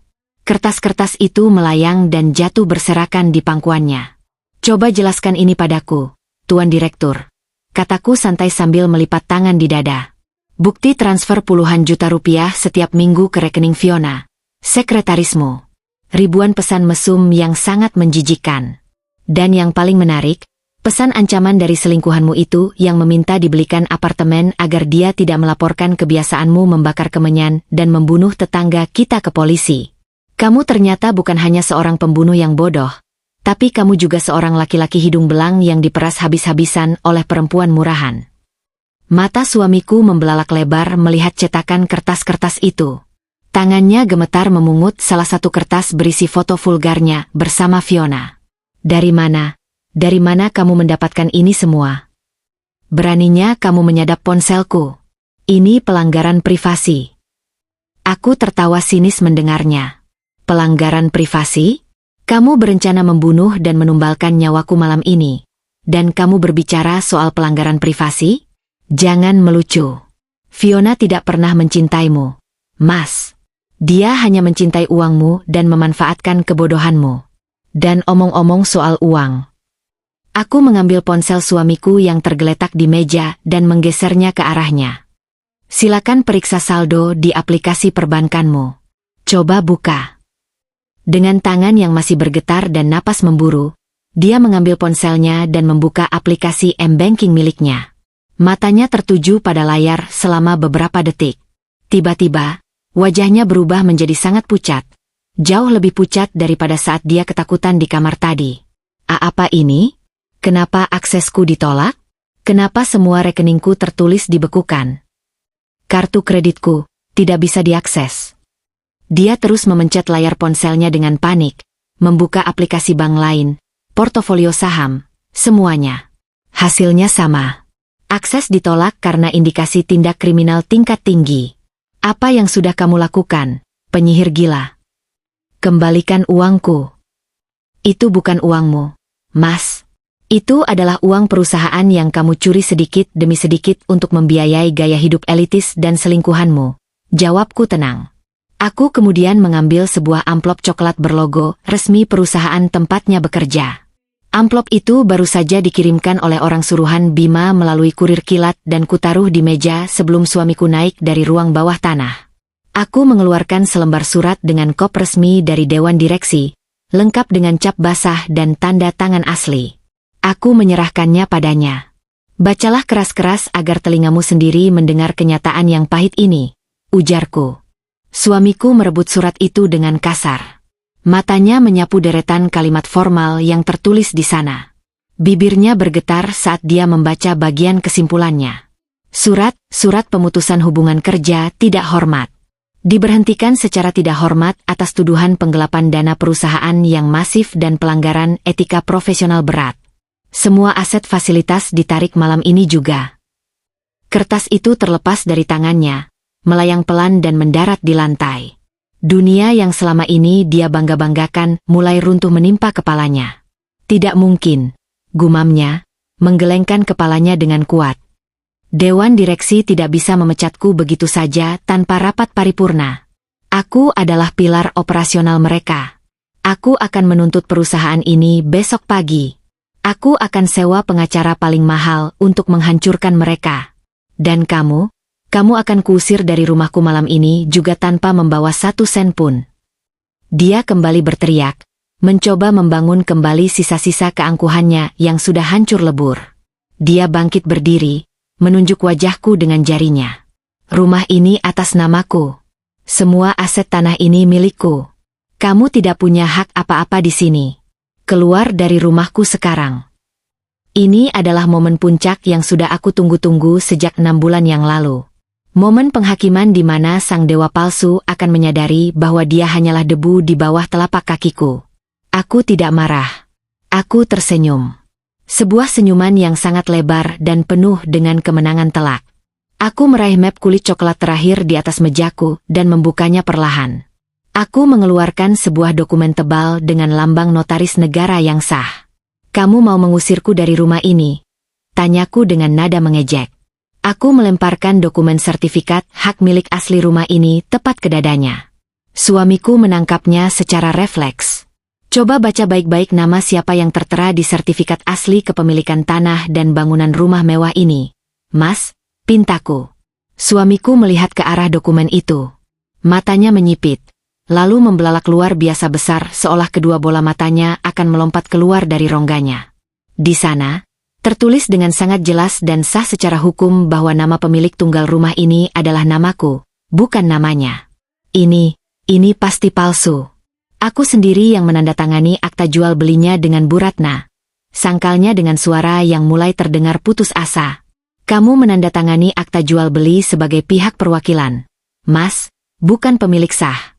Uang yang kamu gunakan untuk membeli rumah ini ditransfer langsung dari rekening rahasia perusahaanku yang sudah kuseting seolah-olah itu adalah bonus perusahaan untukmu. Semua agen properti itu sudah bekerja sama denganku sejak awal. Jelasku dengan tenang, menikmati setiap detik kehancuran mentalnya. Lalu, aku mengeluarkan dokumen pamungkasnya. Akta pendirian perusahaan induk dan sertifikat saham mayoritas mutlak yang asli. Aku membentangkannya di atas meja kerjanya agar dia bisa melihatnya dengan jelas tanpa perlu menyentuhnya. Dan untuk menjawab kebingunganmu soal pemecatanmu yang sepihak tadi, biar aku perjelas satu hal yang sangat penting dalam hidupmu, Dano. Aku memanggil namanya secara langsung untuk pertama kalinya malam ini, memberikan penekanan bahwa dia tidak lagi memiliki gelar atau rasa hormat apapun di mataku. Dewan direksi bisa memecatmu kapan saja, dalam hitungan detik, tanpa perlu mengadakan rapat paripurna apapun, karena aku yang memerintahkannya. Aku adalah pemegang saham mayoritas tunggal dan pewaris sah dari seluruh gurita bisnis perusahaan induk tempatmu bekerja banting tulang selama ini. Jabatan asisten manajermu 3 tahun lalu? Aku yang merekomendasikannya secara tertutup. Proyek-proyek miliaran yang membuatmu sukses besar? Aku yang memaksakan agar diberikan ke divisimu. Dan jabatan direktur operasional yang sangat kamu puja-puja hingga rela menyembah setan dan membunuh belasan orang yang tak bersalah itu? Aku juga yang memberikannya padamu secara cuma-cuma sebagai hadiah ulang tahun pernikahan kita yang kebetulan bertepatan dengan 6 bulan yang lalu. Suamiku terdiam membatu. Seluruh otot di wajahnya seolah lumpuh total. Napasnya tercekat di tenggorokan. Matanya terpaku menatap tanda tanganku yang tertera di sudut kanan bawah setiap lembar persetujuan Dewan Komisaris tertinggi di dokumen tersebut. Realita yang sesungguhnya menghantam otaknya dengan kekuatan 1000 ton. Dia baru saja menyadari bahwa semua kekuasaan, uang, dan prestise yang selama ini membuatnya merasa lebih baik dariku, membuatnya menghina ibunya sendiri, dan membuatnya rela merelakan kemanusiaannya demi pesugihan gila. Sebenarnya adalah milik istri yang selama ini dia anggap sebagai ibu rumah tangga rendahan yang tidak berguna. Dia telah menumbalkan nyawa orang-orang dan mengikat kontrak jiwa dengan iblis demi sebuah jabatan yang sejatinya sudah berada di tangannya melalui diriku. Dia telah menghancurkan segalanya untuk mendapatkan sesuatu yang memang sudah kumiliki. Kamu pembohong. Suaranya terdengar sangat kecil, lirih, dan hancur. Kakinya tidak lagi sanggup menopang berat badannya. Dia kembali merosot jatuh dan duduk tersungkur di lantai ruang kerjanya sendiri. Pandangannya kosong menatap lantai marmer. Harta, tahta, dan wanita selingkuhannya telah musnah dalam 1 malam. Dan yang terburuk dari semuanya, harga diri dan egonya sebagai seorang laki-laki arogan telah kuceburkan ke dalam jurang kehancuran yang paling dalam. Aku bukan pembohong, Dano. Aku hanya memberikanmu panggung kecil untuk bermain-main agar kamu merasa bahagia dan menjadi suami yang bangga, kataku dingin, berdiri dari kursi kekuasaan dan menatapnya ke bawah layaknya seorang ratu yang sedang melihat seonggok sampah. Tapi ternyata kamu memilih untuk mengubah panggung yang kubuatkan itu menjadi sebuah rumah jagal yang penuh dengan darah orang-orang yang tak berdosa. Kamu sudah menggali kuburanmu sendiri. Dan sekarang, waktunya penghakiman publik atas semua kejahatan busukmu di ruang bawah tanah itu. Dari arah luar rumah, di tengah derasnya suara hujan, terdengar samar-samar raungan suara sirene mobil kepolisian yang semakin lama semakin mendekat, bercampur dengan suara keributan puluhan warga kompleks yang mendobrak gerbang depan secara paksa. Waktu bermain telah usai. Kehancuran paripurna sang direktur utama akan segera disaksikan oleh seluruh dunia. Suara sirene polisi meraung-raung membelah badai malam Jumat yang pekat. Suaranya terdengar semakin melengking dan mendekat, menelan gemuruh guntur yang sejak tadi menggetarkan kaca jendela ruang kerja ini. Cahaya lampu rotator berwarna merah dan biru berkelebat menyambar-nyambar dari balik tirai jendela yang setengah terbuka, memantulkan bayangan-bayangan menakutkan di wajah suamiku yang kini sepucat mayat. Pria yang selama ini selalu berdiri tegak dengan dada membusung penuh kesombongan itu, kini tidak lebih dari sekadar onggokan daging tak berdaya yang gemetar hebat di atas lantai marmer rumah yang tidak lagi menjadi miliknya. Napasnya terdengar sangat pendek dan kasar. Matanya membelalak lebar menatap nanar ke arah cahaya kilat dari luar yang terus menyambar tanpa ampun. Tidak mungkin secepat ini. Polisi tidak mungkin datang secepat ini. Racau Danu dengan suara serak yang nyaris tak terdengar. Kedua tangannya meremas ujung jubah hitam kotornya dengan sangat kuat hingga buku-buku jarinya memutih pucat. Dia menatapku dengan pandangan memelas, mencoba mencari setitik saja belas kasihan di mataku. Namun, yang dia temukan hanyalah dinding es yang sangat dingin dan tak tertembus. Hatiku sudah sepenuhnya tertutup rapat untuk pria pembohong pengabdi iblis ini. Namaku Kalista. Dan malam ini aku memastikan keadilan ditegakkan dengan tanganku sendiri. Dari lantai bawah, terdengar suara keributan yang luar biasa bising. Suara derit rem mobil yang berhenti mendadak di halaman depan disusul oleh suara pintu mobil yang dibanting dengan keras bertubi-tubi. Kemudian, terdengar suara langkah-langkah kaki bersepatu bot berat yang berlari menembus derasnya hujan dan menginjak lantai teras depan rumah. Terdengar ketukan keras dan kasar yang bertalu-talu menghantam pintu utama rumah yang terbuat dari kayu jati tebal, disusul oleh suara teriakan tegas melalui pengeras suara. Buka pintu. Kami dari pihak kepolisian. Buka pintu sekarang juga atau kami akan melakukan pendobrakan paksa dalam hitungan ketiga. Teriak seorang petugas dengan lantang dari luar sana. Danu menutup kedua telinganya, meringkuk semakin kecil di sudut ruang kerjanya.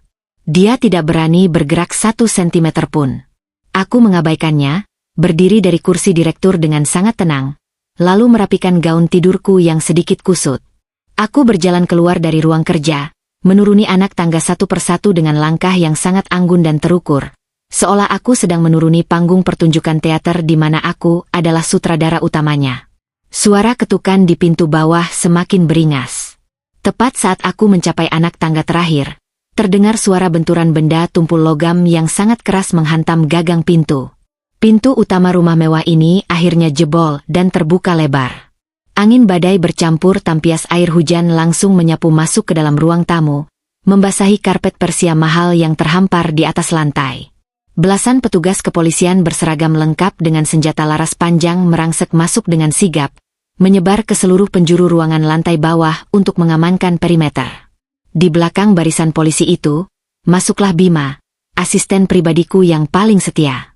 Dia mengenakan jas hujan hitam panjang yang basah kuyup, namun wajahnya tetap terlihat sangat tenang, profesional, dan penuh perhitungan. Tepat di sebelah Bima, berdirilah Tari, tetangga sebelah rumahku yang suaminya menjadi salah satu korban keganasan Danu. Tari menangis terseduh-seduh, wajahnya pucat dan tubuhnya bergetar kedinginan di bawah lindungan payung polisi. Tetapi matanya memancarkan amarah dan rasa ingin tahu yang sangat besar. Di belakang Tari, aku bisa melihat puluhan warga kompleks perumahan kami yang berkerumun di halaman depan meski hujan turun sangat lebat. Mereka membawa payung dan senter, saling berbisik ngeri melihat rumah direktur yang selama ini mereka segani kini digerebek oleh aparat bersenjata. Bima segera berjalan menghampiriku, menundukkan kepalanya sedikit dengan penuh hormat. Semua sudah sesuai instruksi, Ibu Kalista. Pasukan keamanan internal perusahaan kita juga sudah berjaga di luar gerbang untuk memastikan tidak ada pihak yang melarikan diri. Terima kasih, Bima. Kerja yang sangat sempurna, balasku dengan senyum tipis. Aku kemudian menoleh ke arah komandan polisi yang memimpin operasi penggerebekan malam ini. Selamat malam, Komandan. Tersangka utamanya, Danu, berada di lantai atas di dalam ruang kerjanya. Dia sedang dalam kondisi syok berat dan tidak bersenjata. Namun, bukti kejahatan yang paling mengerikan ada di tempat lain. Komandan polisi itu mengangguk tegas dan segera memberikan isyarat tangan kepada anak buahnya. Dua regu, amankan tersangka di lantai atas sekarang juga. Borgol tangannya dan jangan biarkan dia melawan. Sisa pasukan, ikut saya. Terdengar suara derap langkah berat polisi menaiki tangga. Tidak lama kemudian, terdengar suara teriakan histeris Danu dari lantai atas, memaki-maki polisi dan meronta-ronta menolak di borgol. Namun tenaganya sama sekali tidak sebanding dengan para petugas terlatih itu. Sementara itu, aku menuntun komandan polisi dan beberapa penyidik ke arah lorong dapur, berhenti tepat di depan sebuah pintu kayu solid yang selalu dikunci rapat oleh Danu dari luar. Pintu menuju ruang bawah tanah rahasianya. Di balik pintu ini, Komandan. Hati-hati, udaranya mungkin sangat beracun dan pemandangannya akan sangat mengganggu kewarasan Anda, ujarku sambil menyerahkan anak kunci baja yang diam-diam sudah kudapatkan dari saku jas Danu saat dia terkapar di kamar tadi. Komandan polisi itu menerima kunci tersebut, memasukkannya ke dalam lubang kunci, dan memutarnya. Pintu terbuka perlahan, mengeluarkan derit panjang yang sangat menyeramkan. Seketika itu juga, bau busuk yang luar biasa menyengat menyeruak keluar seperti tamparan keras di wajah kami. Bau anyir darah kering, daging busuk yang membusuk, bercampur dengan aroma kemenyan murahan yang dibakar berlebihan. Beberapa polisi muda yang berdiri di belakang langsung terbatuk-batuk keras dan menutup hidung serta mulut mereka menahan mual. Komandan polisi menyalakan senter besarnya, menyorotkan cahaya terang ke dalam kegelapan tangga yang menurun ke ruang bawah tanah. Tim forensik, turun sekarang. Gunakan masker gas oksigen. Jangan sentuh apapun tanpa sarung tangan, perintah sang komandan. Para petugas berhati-hati menuruni anak tangga batu itu.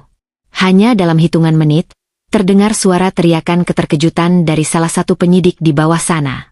Komandan, kami menemukan altar pemujaan besar di sini. Ada banyak sekali bercak darah segar di lantai dan dinding. Dan, ya Tuhan, ada tulang belulang manusia dan tumpukan pakaian yang disembunyikan di dalam drum-drum besi ini. Tari yang mendengar laporan itu dari ruang tamu langsung menjerit histeris.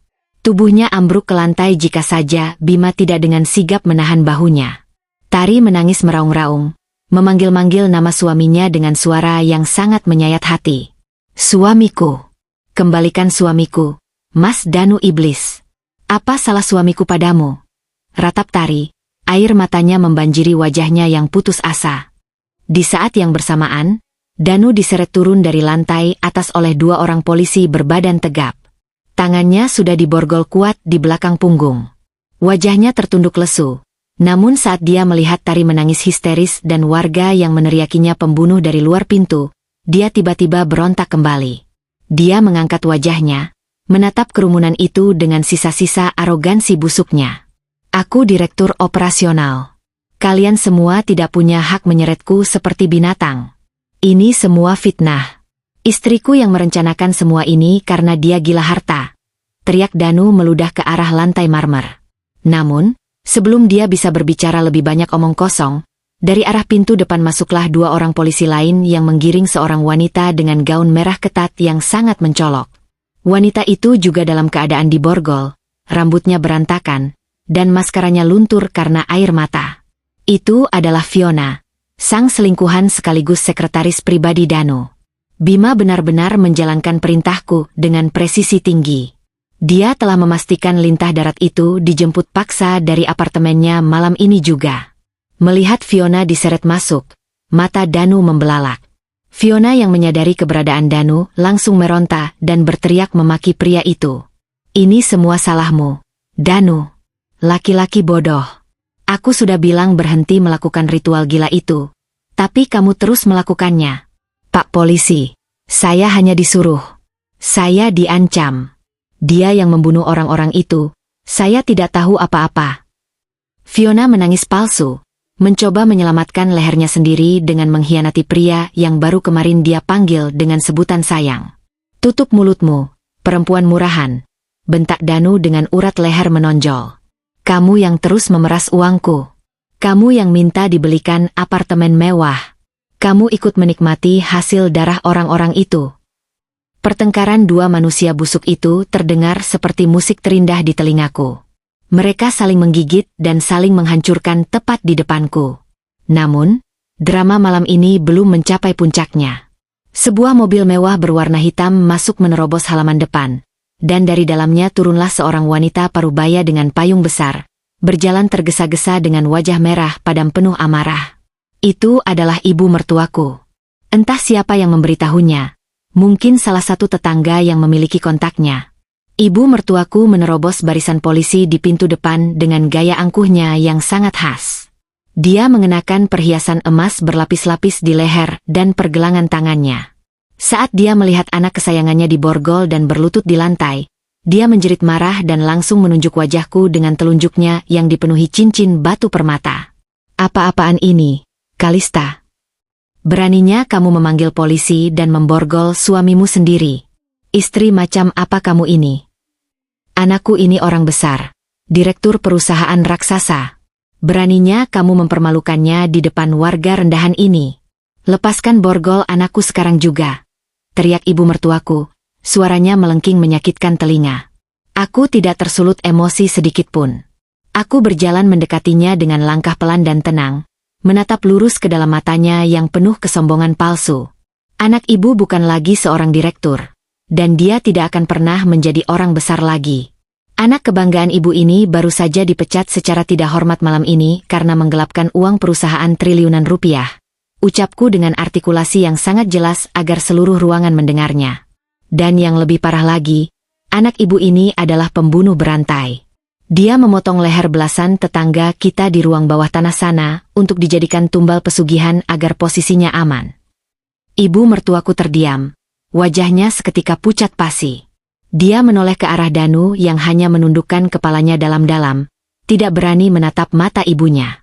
Kebungkaman Danu adalah konfirmasi paling mutlak atas semua kejahatannya. Tidak mungkin. Danu anak yang baik, dia bekerja keras. Gumam ibu mertuaku, kakinya mulai goyah. Dia tidak pernah bekerja keras. Ibu, potongku tanpa ampun. Semua kekayaan yang selama ini ibu pamerkan di arisan, rumah mewah yang ibu tempati sekarang, mobil yang baru ibu naiki ke sini, semuanya dibeli menggunakan uang perusahaan milik saya.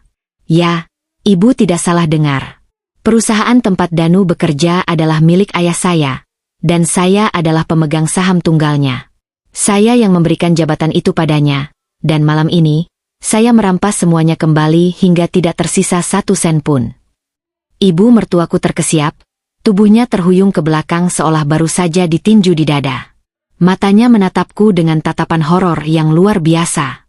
Dia akhirnya menyadari bahwa wanita yang selama bertahun-tahun dia hina sebagai orang miskin dan benalu ternyata adalah sosok yang menghidupi seluruh gaya hidup mewahnya selama ini. Aku menoleh ke arah Bima dan memberikan anggukan kecil. Bima segera maju ke depan Danu. Dengan gerakan yang sangat profesional dan tanpa emosi, Bima melepas jam tangan Rolex berlapis emas dari pergelangan tangan Danu yang terborgol, merogoh saku celananya untuk menyita kunci mobil mewah dan dompet kulitnya, lalu menyerahkan semua barang itu kepadaku. Semua properti dan aset fisik yang melekat pada tersangka telah disita kembali ke tangan perusahaan, sesuai dengan instruksi hukum pembekuan aset malam ini, kata Bima lantang. Danu hanya bisa menangis sesenggukan. Harga dirinya, kekuasaannya, uangnya, selingkuhannya, dan kini perlindungan dari ibunya sendiri telah hancur lebur di hadapan puluhan pasang mata yang menatapnya penuh kebencian. Komandan polisi memberikan instruksi terakhirnya. Danu dan Fiona diseret keluar dari rumah, berjalan menembus hujan badai di bawah cemoohan, cacian, dan lemparan batu kecil dari para warga kompleks yang marah besar. Kilatan lampu kamera dari ponsel para tetangga yang merekam kejadian memalukan itu akan menjadi saksi abadi kehancurannya di mata publik. Penghakiman ini telah selesai. Aku berdiri di ambang pintu rumahku yang kini kembali menjadi milikku seutuhnya, menatap kepergian mobil tahanan polisi yang membelah kegelapan malam. Udara dingin menyapu wajahku, namun aku tidak lagi merasa kedinginan. Aku merasa sangat hidup, sangat bebas, dan menang secara mutlak. 1 tahun telah berlalu sejak malam Jumat badai yang kelam itu mengubah jalan hidupku secara drastis. Cahaya matahari pagi ini terasa sangat hangat menyinari kulit wajahku yang menghadap langsung ke arah jendela kaca besar yang membentang dari lantai hingga langit-langit. Dari ketinggian lantai 40 gedung perkantoran pusat di jantung kota metropolitan ini, pemandangan hiruk-pikuk lalu lintas kota terlihat bagaikan miniatur mainan yang bergerak lambat. Udara di dalam ruangan CEO ini terasa sangat sejuk, dipenuhi oleh aroma kopi Arabica segar yang baru saja diseduh dan wangi bunga lili putih yang mekar sempurna di dalam vas kristal di atas mejaku. Aku, Kalista, duduk dengan sangat nyaman di kursi kulit hitam kebesaran ini, menyandarkan punggungku setelah menyelesaikan menandatangani tumpukan dokumen ekspansi bisnis triliunan rupiah. Kehidupanku telah berubah 180 derajat menuju arah yang luar biasa terang. Setelah membongkar semua kedok dan membuang benalu beracun dari hidupku, aku memutuskan untuk tidak lagi bersembunyi di balik bayang-bayang.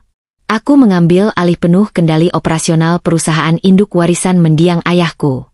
Tangan besi dan ketegasanku dalam mengambil keputusan strategis membuat perusahaan ini meroket tajam, mencetak rekor keuntungan tertinggi dalam 1 dekade terakhir. Semua kolega bisnis dan pemegang saham minoritas yang dulu meragukanku kini menundukkan kepala dengan penuh hormat setiap kali aku melangkah masuk ke ruang rapat paripurna. Namun, di balik semua kesuksesan finansial yang gemilang ini, pencapaian yang paling membuat hatiku damai adalah Yayasan Pelita Keadilan yang baru saja kudirikan 6 bulan yang lalu. Yayasan nirlaba ini secara khusus aku dedikasikan untuk membantu keluarga para korban yang kehilangan tulang punggung keluarga mereka akibat kebiadaban sekte pesugihan suamiku dulu. Aku menyalurkan sebagian besar keuntungan pribadiku untuk memastikan anak-anak korban mendapatkan beasiswa pendidikan penuh hingga jenjang universitas, serta memberikan modal usaha mandiri bagi para janda yang ditinggalkan agar mereka bisa menata kembali kehidupan yang sempat hancur. Pintu ruanganku diketuk pelan. Bima melangkah masuk dengan setelan jas rapi seperti biasanya, membawa sebuah map hijau berisi laporan mingguan yayasan. Permisi, Ibu Kalista. Ibu Tari sudah tiba di lobi bawah dan sedang menunggu jadwal pertemuannya dengan Anda. Lapor Bima seraya meletakkan map tersebut di atas mejaku. Aku tersenyum lebar. Suruh dia langsung naik ke sini, Bima. Siapkan juga secangkir teh kamomil hangat untuknya. Tidak butuh waktu lama, Tari melangkah masuk ke dalam ruanganku. Dia tampak sangat berbeda dibandingkan malam mengerikan setahun yang lalu. Wajahnya kini terlihat lebih berisi, segar, dan aura kesedihan yang dulu menyelimutinya perlahan mulai memudar digantikan oleh ketegaran seorang ibu tunggal. Tari kini bekerja sebagai salah satu koordinator lapangan di yayasanku, membantu mengurus para keluarga korban lainnya karena dia sangat memahami rasa sakit dan kehilangan yang mereka alami. Selamat pagi, Mbak Kalista. Sapa Tari dengan suara lembut, duduk di kursi seberang mejaku. Pagi, Tari. Bagaimana perkembangan perbaikan rumah para korban di Blok B? Semua berjalan lancar, tanyaku sambil membuka laporan. Kami berbincang hangat mengenai program-program yayasan selama setengah jam. Saat perbincangan kami hampir selesai, Tari menundukkan pandangannya sejenak, memainkan jari-jarinya di atas meja. Mbak Kalista, saya membaca berita pagi ini di koran lokal. Hari ini adalah tepat 1 tahun sejak persidangan vonis itu dijatuhkan. Aku mengangguk pelan, menyandarkan punggung ke kursiku. Benar. Waktu berjalan sangat cepat tanpa terasa. Ingatanku kembali memutar rentetan persidangan yang sangat menyita perhatian publik nasional beberapa bulan setelah malam penggerebekan itu. Persidangan itu menjadi sebuah tontonan keadilan yang paling memuaskan dahagaku. Danu dituntut dengan berbagai pasal berlapis yang sangat berat. Pembunuhan berencana mutilasi berantai, pemalsuan dokumen asuransi jiwa, penggelapan dana korporasi, dan kejahatan penipuan. Tidak ada satupun pengacara hebat yang mau membelanya karena bukti forensik di ruang bawah tanah itu terlalu kuat dan tak terbantahkan.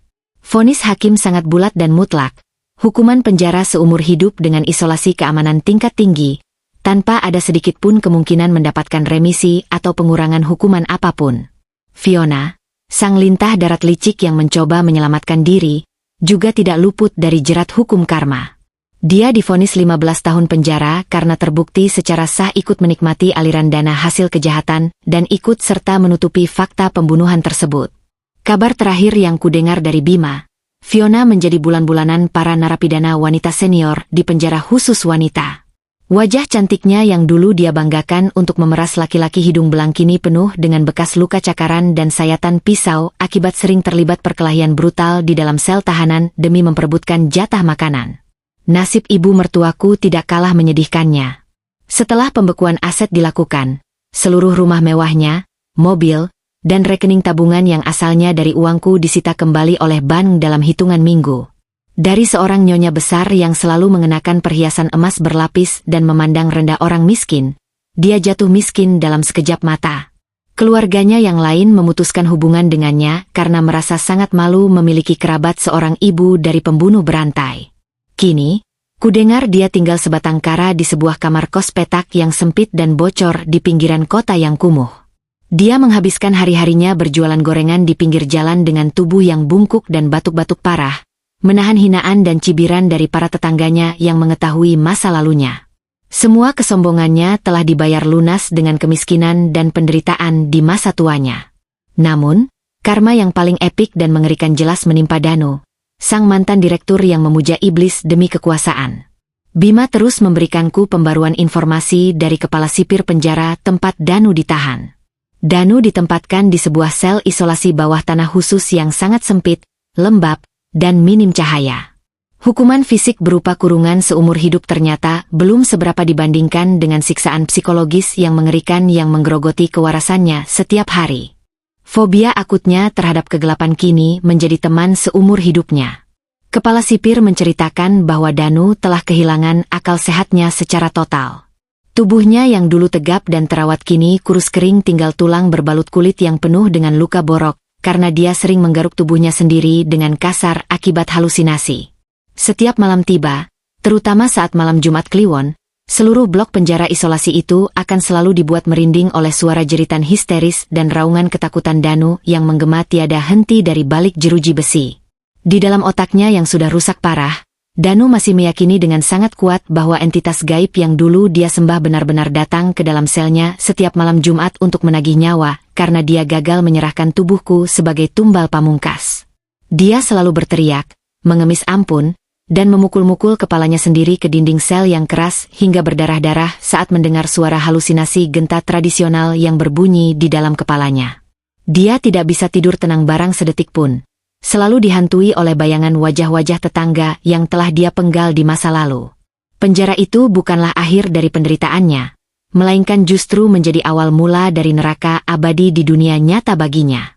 Karma telah memenjarakan jiwa dan raganya dalam teror ketakutan yang tidak berkesudahan. Dia sudah mendapatkan apa yang pantas dia dapatkan. Tari, kataku dengan suara lembut namun syarat akan ketegasan, membuyarkan lamunanku sendiri. Kita tidak perlu lagi memikirkan orang-orang yang sudah membusuk dalam dosa mereka sendiri. Fokus kita sekarang adalah melihat ke depan, membangun kembali kehidupan yang lebih baik, dan memastikan bahwa tidak ada lagi orang jahat yang bisa menginjak-injak kita. Tari mengangguk setuju, senyum tulus mengembang di bibirnya. Dia pamit undur diri setelah menyelesaikan laporannya, meninggalkanku sendirian di dalam ruang kerja yang luas ini. Aku bangkit berdiri dari kursi kebesaranku dan berjalan mendekati jendela kaca raksasa. Aku menyilangkan tangan di depan dada, menatap jauh ke hamparan cakrawala kota metropolitan yang bergemilang cahaya di bawah sana. Angin sepau-sepau menerpa kaca tebal di hadapanku, tidak mampu menyentuhku sedikitpun. Rasa bangga yang luar biasa mengalir hangat memenuhi rongga dadaku. Aku belajar banyak hal dari tragedi pengkhianatan setahun yang lalu. Aku belajar bahwa cinta yang buta dan pengorbanan yang berlebihan untuk menjaga ego seorang pria seringkali hanya akan melahirkan monster yang serakah dan tidak tahu diuntung. Aku belajar bahwa kekuatan sejati seorang wanita tidak diukur dari seberapa sabar dia menahan tangis dan penderitaan dalam diam, melainkan dari seberapa berani dia bangkit melawan, menghancurkan ketidakadilan, dan mengambil kembali tahta kehidupannya yang telah dirampas secara paksa. Sang direktur arogan itu mengira dia bisa dengan mudah menumbalkan nyawaku demi setumpuk kekuasaan duniawi yang semu. Dia mengira aku hanyalah istri lemah yang akan menyerah pada nasib. Dia sangat keliru. Aku adalah pemilik panggung tempat dia bermain. Dan saat dia merusak aturannya dengan darah tak berdosa, aku sendirilah yang merobohkan seluruh bangunannya tepat di atas kepalanya. Permainan telah berakhir. Kebenaran telah ditegakkan dengan tanganku sendiri. Dan kini, ratu yang sesungguhnya telah kembali berkuasa penuh dengan damai di atas singgasananya. Penderitaan masa lalu telah tertutup rapat, dan lembaran kehidupan yang baru, kehidupan yang penuh dengan kedamaian, kesuksesan, dan kekuatan mandiri, resmi terbentang luas tanpa batas di hadapanku.